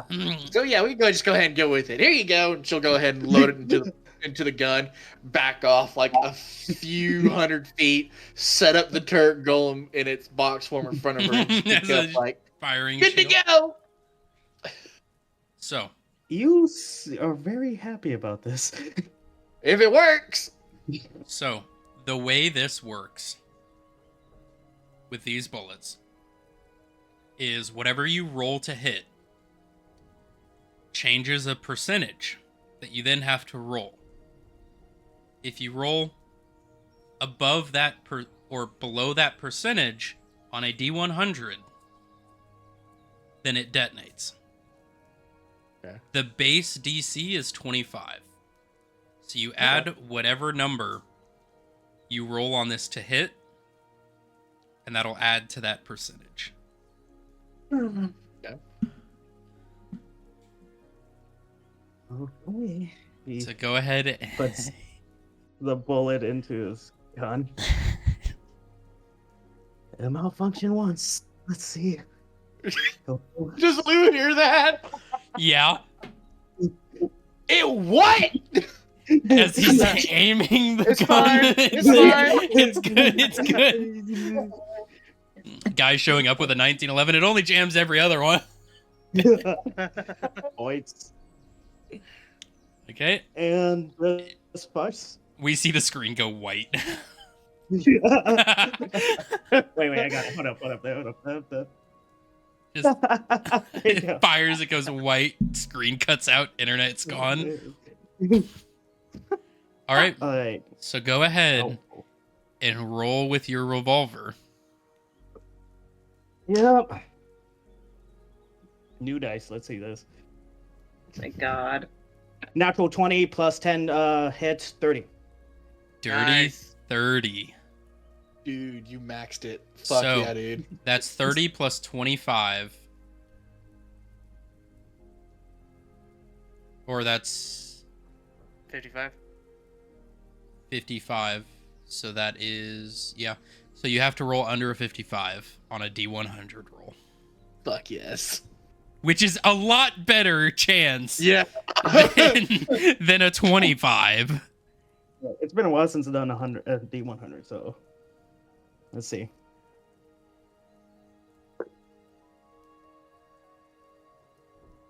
Uh-oh. Okay. What was the first one? Okay. First one is a 9, just as a 9, and then So just a 9, just one letter, like one number. It just says yeah, 9. yeah. Okay. Because you have the actual D100s that have the one with the 2 numbers and one with the Yeah. 1 number. Yep. Okay. So Yep. you need to roll below a 40 on this next D10 to hit a 49 or lower. Yeah. Okay. Sorry, that didn't happen. It was a. Wow, I'm surprised it doesn't. It's either a 6 or a 9. There should be a Is there a bar. dot? There should be a dot or a bar. I don't actually have a dotted bar on this. Can you show? Send a picture of it. Oh, hold up. Oh, that's That's a 9. That's a I 9. think. That's a 9 because there's a 0 after, so you'd read it. So a 99. Ouch. So, No. Lou, your head goes down as you hear a boom. And you hear a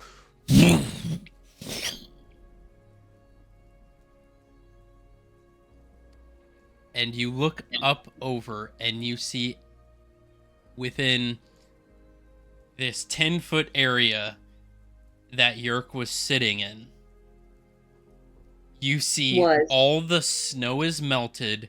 There is about a 5-foot crater, and you see a plume of feathers. Oh my god. Oh man.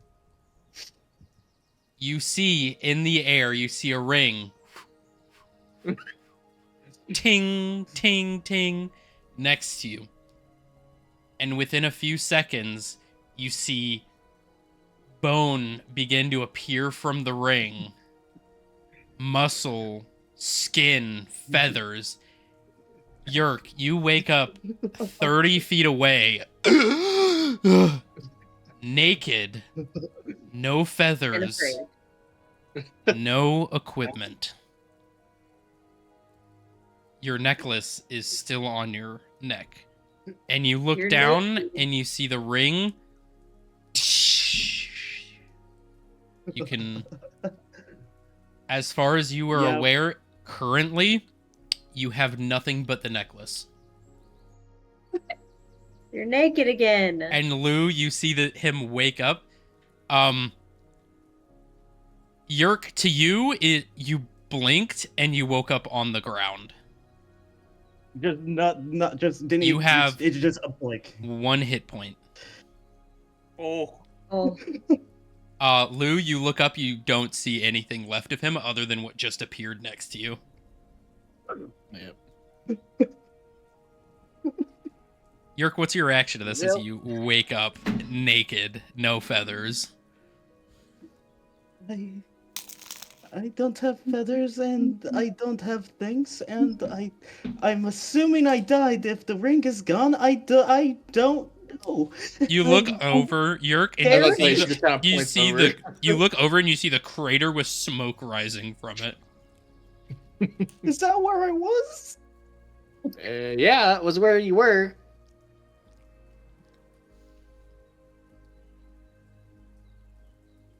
I Oh, what is it, like your third time dying now? you have been blown up. Electrocuted. second time death. Oh. God, I just blinked and I'm on the ground. I don't know. Yeah, where's my stuff? In oblivion. Erased, more than likely. You look around, you can see fragments of what was your cloak. You assume anything you had on you was dispersed red. into the local area.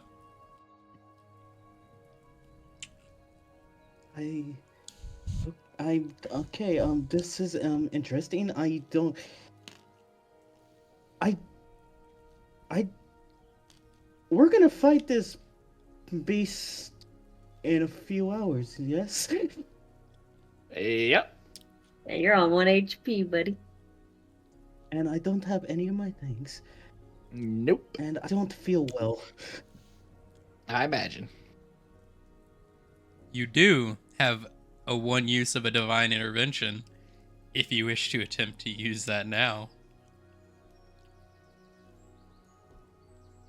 I think he's going to. D100. You didn't Yeah. realize you get below 5. You have to roll below a 5. What else? Oh, is Roll to do at both this of roll point? both of them at the same time. That's what I did last time.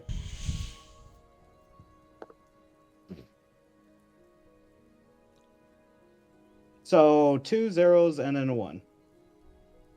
oh, No fucking way! Is that 1 then? Did I get my divine intervention? Fuck, dude! Oh my god! Wait, you gotta tell me. Did I What? just got a divine intervention? No fucking You're idea! shitting my dick right now. What? You're shitting everybody's dick right now! No fucking idea! I could show you. Just. Oh, I rolled that 1 back. Take a Oops, picture okay. of it. Yep. Oh, well, okay. I'll just take a picture. Yo, that it was hard. Okay. That yeah, is. that's- No idea how Holy lucky that is. shit. That's lucky. That is a one. That's quite literally a 1% chance of One- working. He technically has a Seriously. 5% chance of hitting that number. And for Yeah. your first divine intervention, First. rolling a 1. I can't. I have a cleric that I play, and I had divine intervention, and it didn't fucking work. I didn't get below it. To So roll- I'm a little jealous. To roll it on your first, Especially to roll roll a it 1 on your first try. it typically takes you about 100 divine intervention rolls to get it.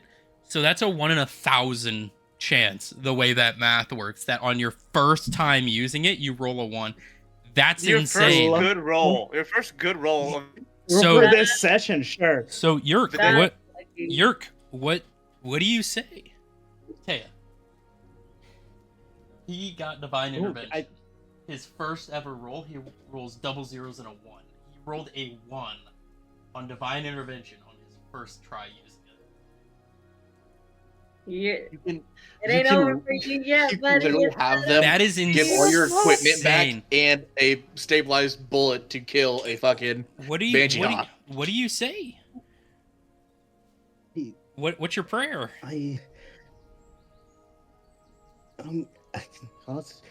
That's real. This is a bit too soon, I think. We just spoken. I've seemed to lost all my stuff and wasn't doing well in health now. Is there any way you could help me with this? You should have asked for something about the fucking Banshee Hawk, dude. You had a missed opportunity on that.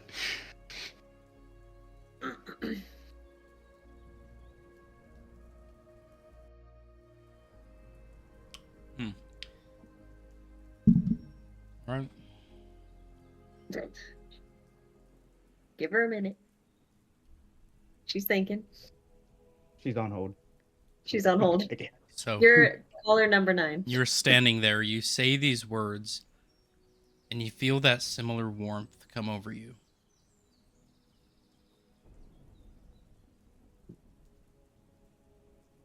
You hear a voice. Time bends to my whim. Your wish is my command. I don't like that. Let it be done. Mm. You feel time shift around you. You see the sky darken. You look up. You see the clouds go from the normal dark gray thundering clouds. They begin to writhe like serpents. Tendrils in the sky. see purple eyes begin pockmarking throughout the sky. You see the trees begin to fade. They begin to die around. The snow begins to melt. The earth begins to rot. And you blink. And you are standing there, holding the gun forward, preparing to fire. You look back and you see Lou say, "You good? You good to go?" And then hop back down behind the box. And you are standing there Yep. preparing to fire the bullet. Does Lou have like a sense of deja vu? Nope. You are unaware of the entire events that just occurred. Huh. Do it again. Do it again. Do I have the anti-death ring back again too? Mm-hmm. So Do it again. Do it again. For lack of a better term, time is reverted to back before you even pulled the trigger. But you, for some reason, Yep. feel this cold sense shiver down your neck. It's almost like, within your current perspective, you almost have a sense of deja vu. Like you just had a vision of what was about to happen. Lou, you sit in silence for a bit, kind of peek over, you see him just standing there, gun in hand. Yerk's You face good, just Yerk? ruffled up a bit, and just he slowly drops the gun on the ground. Just lays it on the ground, not drop, lays, and backs away, and sits down in the tree and just sits there and stare at the sky for a bit. You see the thunder clouds are just rolling. The faint memory you gotta- of your time before slowly fading. Yerk, you gotta use the gun. You alright?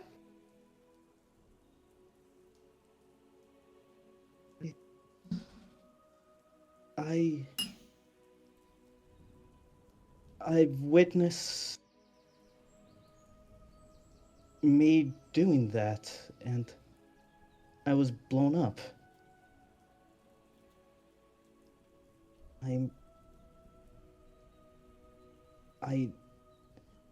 I don't, and then I'm back here again. I prayed to Azrael, and now I'm back here again. What's, how? I was dead again. I don't know how to answer that. You haven't done anything. You've just been standing there. I don't know how to explain it. You're so It, old. it happened before, and this creature that talked to me was not Azrael. But he turned back time? I can't. I am not gonna fire that weapon. Alright. Sounds like it's something divine might have happened to you. I don't know, but I'll trust your instincts on not wanting to fire it. yes. You also have a full Oh. long rest and you're back to full health and everything. I'll tell you what. I'll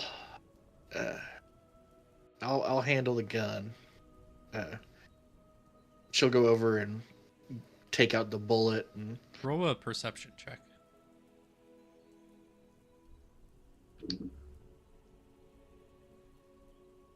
$21. 17 plus 4. What you see is Yerk. Go ahead, the revolver that you have with you. Go ahead and grab it by the barrel with like fingers on the cylinder. Yeah, like that. You see on the gun, there is a seared handprint on the barrel of the gun. Blackened steel. See, it's almost crystalline. Still functions, spins normally, but there is a seared handprint now on the gun. Would it be reminiscent to an explosive going off and leaving back charred and stuff, or is it something different? Nope. Something you have never seen before. Do I get kind of This any looks like ominous? This looks like pure crystallized carbon.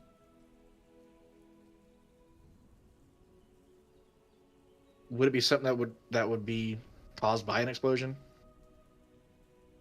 Maybe an explosion equal to the heat death of the universe. This is like compressed carbon down to a point past diamond level of like crystallized. Ooh. Huh. But there's just a seared handprint on it now.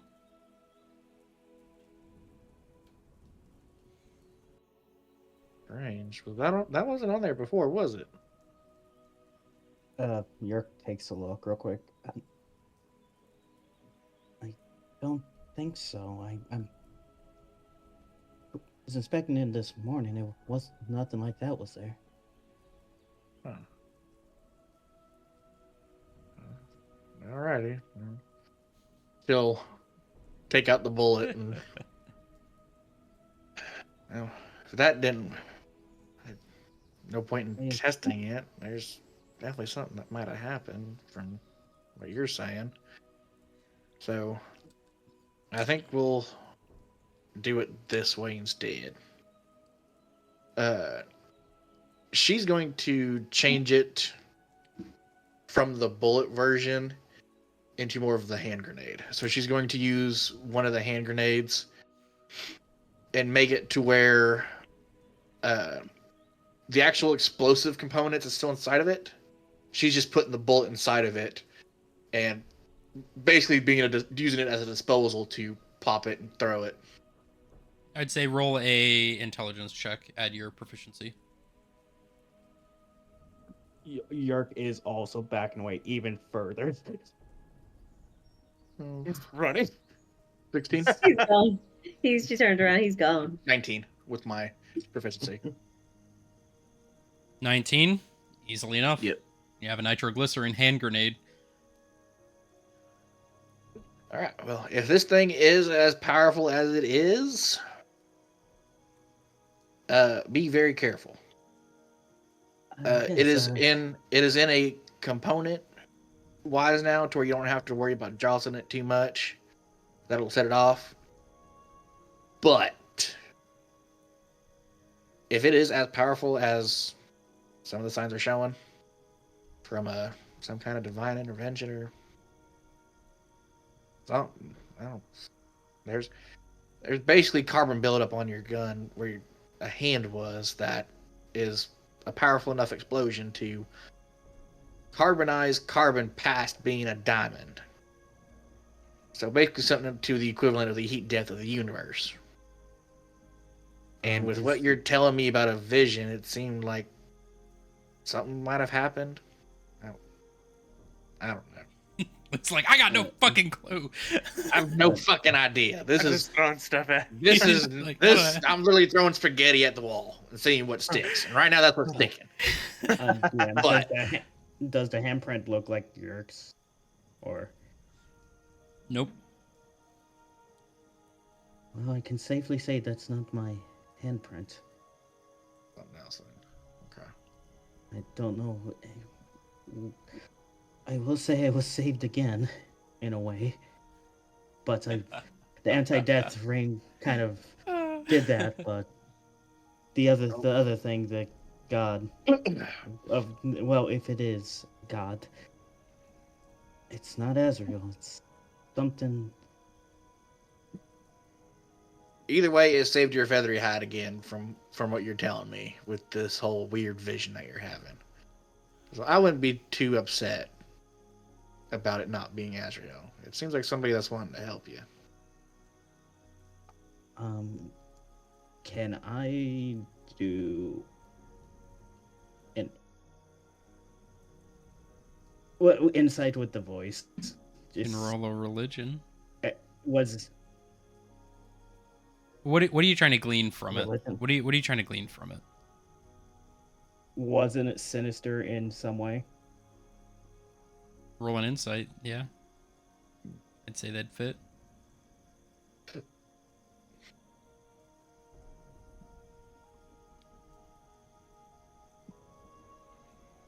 $17 plus.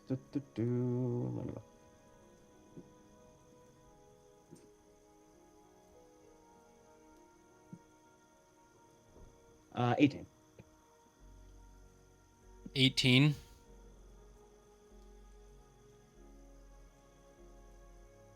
There's a very specific way to describe how it feels.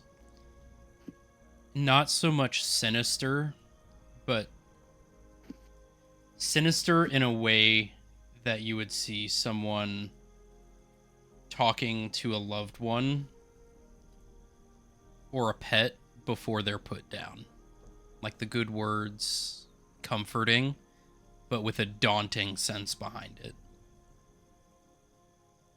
As the only way to explain it is the words were comforting, but something in your brain was screaming at you that something was wrong. It's the only way I can describe it.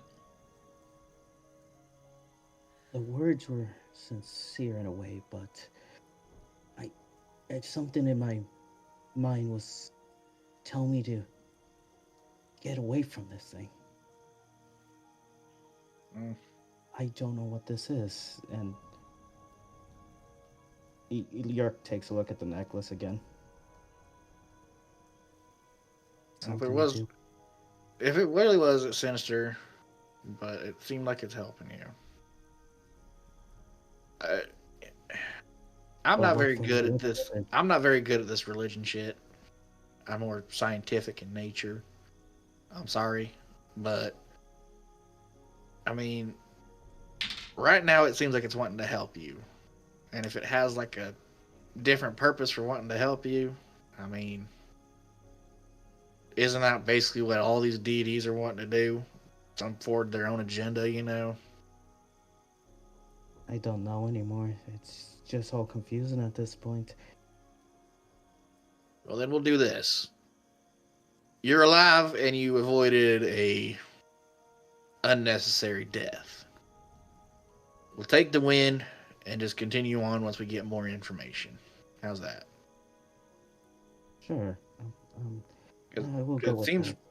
yeah, because right now it seems like you don't got a lot of information. Neither do I. So No. let's shelve it as some more information we gotten before we reach our conclusion. All right. All right. You Well, guys head back. Are we gonna have to use that bomb? Yes, this is for you. Let me tell you how this works real quick, okay? This is what we This call a for you. grenade. Okay? No, thank you.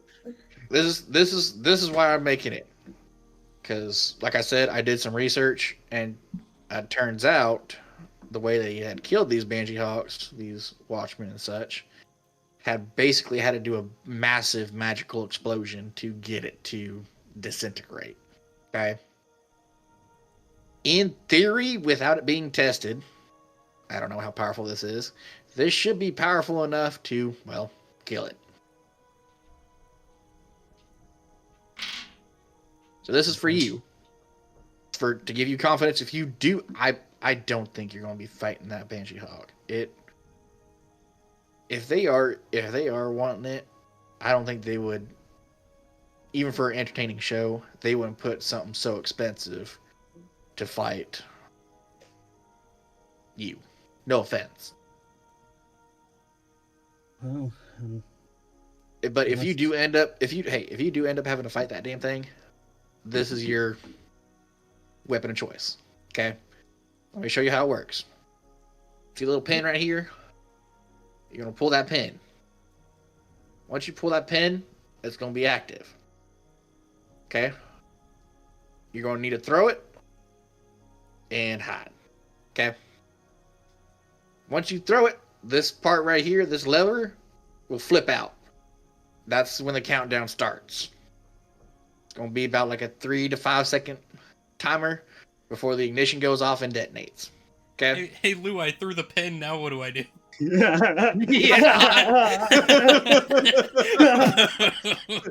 So she is drilling into him. Pull, throw, hide. All right. Sorry, Now, I threw the if pin. Now what do I do? You what? now, if you don't think you're going to be able to hide well enough from the explosion, and that Banshee Hawk isn't going to stay enough, and you want to, with this new death ring, kind of do a kamikaze. What? Get yourself eaten. Pull the pin before you get yourself eaten. Get eaten, and the bomb will naturally roll out from wherever you're holding it to flip and detonate. That's the last resort if you're unconfident about being able to get it to stay long enough for the explosion to go off. What is a kamikaze? A suicide. Why would I do that? A After last he just resort. died. As a last resort thing, because you have the death ring, so you can literally kill yourself and come back. And if it doesn't die? That's a You can very throw the good ring question. outside the ring and be able to run. If you do the kamikaze thing. But no, in theory, this should be powerful enough to actually get this thing either damaged or killed. Okay. DM, how do I still remember a little bit of the past, or is it kind of all gone now? It's fuzzy, but that feeling is persisting. It's slowly fading from your memory. You know something happened, but it's like a dream that you remember in the morning, and it slowly fades throughout the day. Can I grasp how big the crater was? Yeah, I'd say it was about 5 foot deep by about 10 feet wide. If I could guess correctly, I think it's the crater was 5 feet deep and 10 feet wide. From this vision you had of you blowing up? Yes, it's going away slowly. Well, my math is right. Adding that on top of the explosion of the grenade itself probably increase it by a little bit. So I'd say confidently, yeah, I'd probably kill it still. Right, we'll Because definitely try it. because technically the way this is working is it's not magical explosive. So it's purely a chemical explosive. So because it's more of a chemical explosion and not a magical explosive, it'll have an effect on it. Now, it has resistances to non-magical, It's immune to non-magical, immune to non-magical like weapon damage. weapon damage. This is a more of an area effect type of damage. So that's kind of the other thing I'm going off of is with it being an AoE, non-magical, it'd probably have some effects to it. And if you get it to, if in a huge chance you get it to swallow it, that's even more damage in of itself of it consuming said grenade. I see. Do you know if there's any way I could somewhat attach it to an arrow and kind of shoot it? Unfortunately, no. The thing about that is the weight from the grenade itself. You can feel the weight of it. It's going to be too heavy for the arrow to send properly. So that's why your best option is to, if it stays still for those few seconds, you'd be able to throw at it, and get it to stay in that range of the grenade. Now that we know the area of effect is about 10 feet around, add pluses to the regular grenade's explosive power. It just, from the grenade 10 feet plus around it, as long as the Banshee Hawk's in that area of effect, it'll affect it. Well, I'll trust you on this. I may have to practice the throws a bit because Can I I'm play not- I'm ball not with used my to- dad? Find some rocks to practice throwing. Don't practice with that. That'd be bad. All right. I wouldn't suggest You're it. gonna go just look around for a similar weighted But- rock. It just But yeah, so your three options with this is throw and run, pull the pin before, throw and run, pull pin, throw grenade, run. Got it? yes. Okay. Second option, kamikaze. You cut your finger off, throw the death ring somewhere else, pull the pin, get inside the monster, boom. Third option is you somehow get it to consume said grenade after you pull the pin and throw it at it. You know, somehow you get it to think, oh, here's a treat, boy, fetch, type shit. Maybe that meat you got in your bag. Yeah, you know, make it, if it seems like it's hungry, you know, rub it down with something to kind of, like, here's food, type I shit. think the Banshee Hawk's a bit smarter than that. So as far as I can tell, yeah, they are intelligent, but if they're older, from my guess.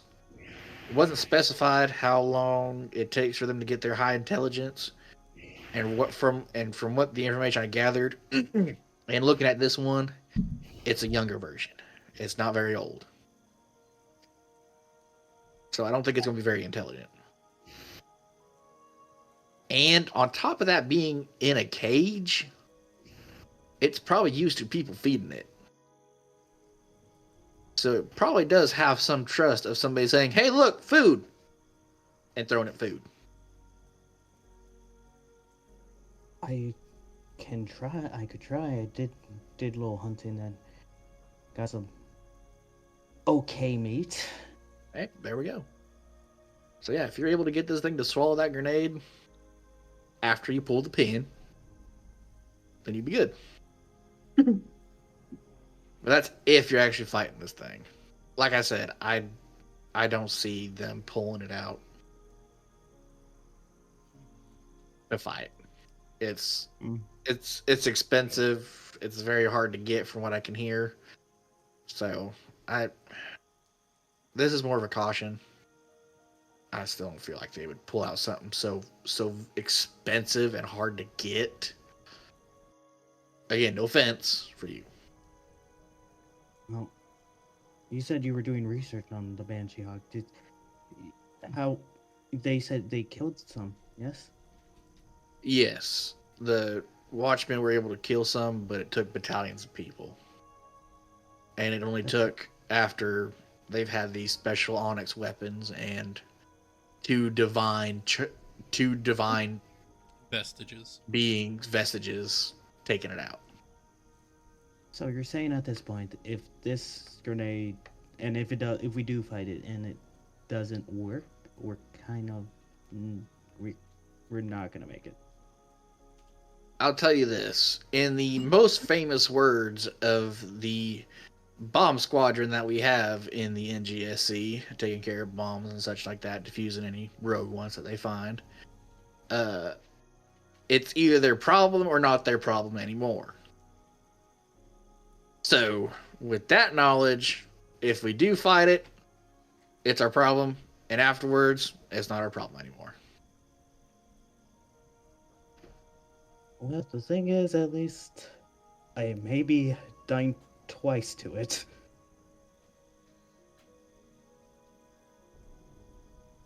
But, well, I would say then, let me get a practice with this final rock. Yeah, throw some rocks around, but don't throw that. Yes, Yerk just slowly puts it in his pack. All right.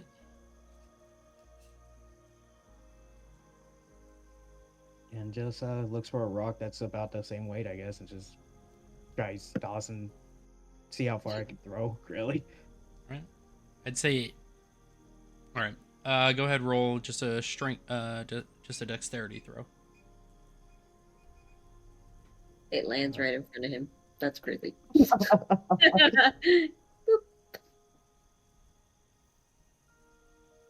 20, dirty 20, dirty 20. Exactly where you want it to go. Far, far away. You feel confident. All right, well, let's head back to the tavern and get the rest of the ready. So, Yes. Yerk, Lou, you walk in about this time. Vanya, James, Valen, you're finishing up your dinner, kind of sitting in silence. As the night is coming to dark, time is coming ever closer to your fated battle Awake. soon to come. But this is not where we're ending this session. Oh. Zara, Oh, Okay. you are sitting in a room in a lower end part of a city. You are sitting at your desk in a room.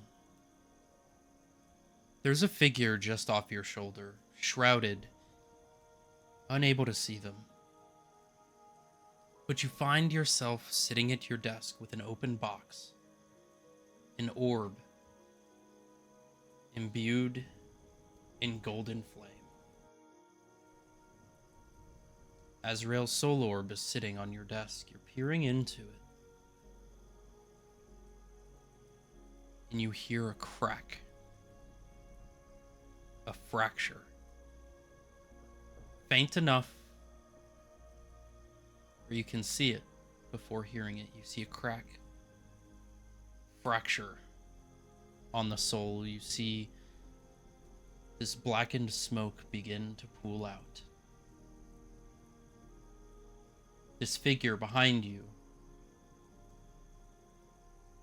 you can tell is intently looking at the orb that you're looking at yourself, but you're ignoring their presence. You hear a voice in your head. It's coming closer than you think. Soon, I will be there to greet you all with open arms. There is another you seek.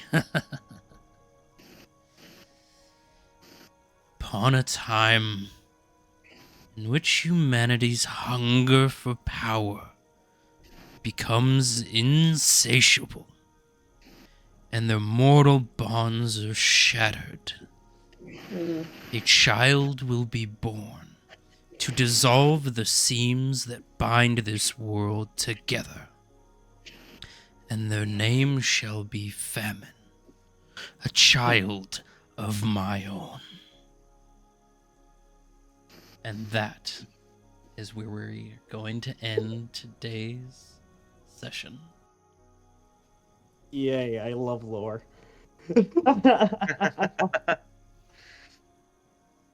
I like totally envisioned that whole thing. Just sitting in like a dark wooden room by herself at a desk holding this like golden bright orb. And then all people can see from the outside of the one window is just a light beaming into the night. Just from the perspective of the person behind you, just staring over your shoulder. Yeah. Like a dark, shadowy figure just like hovering over her. Mm-hmm. Oof, that's creepy. One more prophecy has joined the world.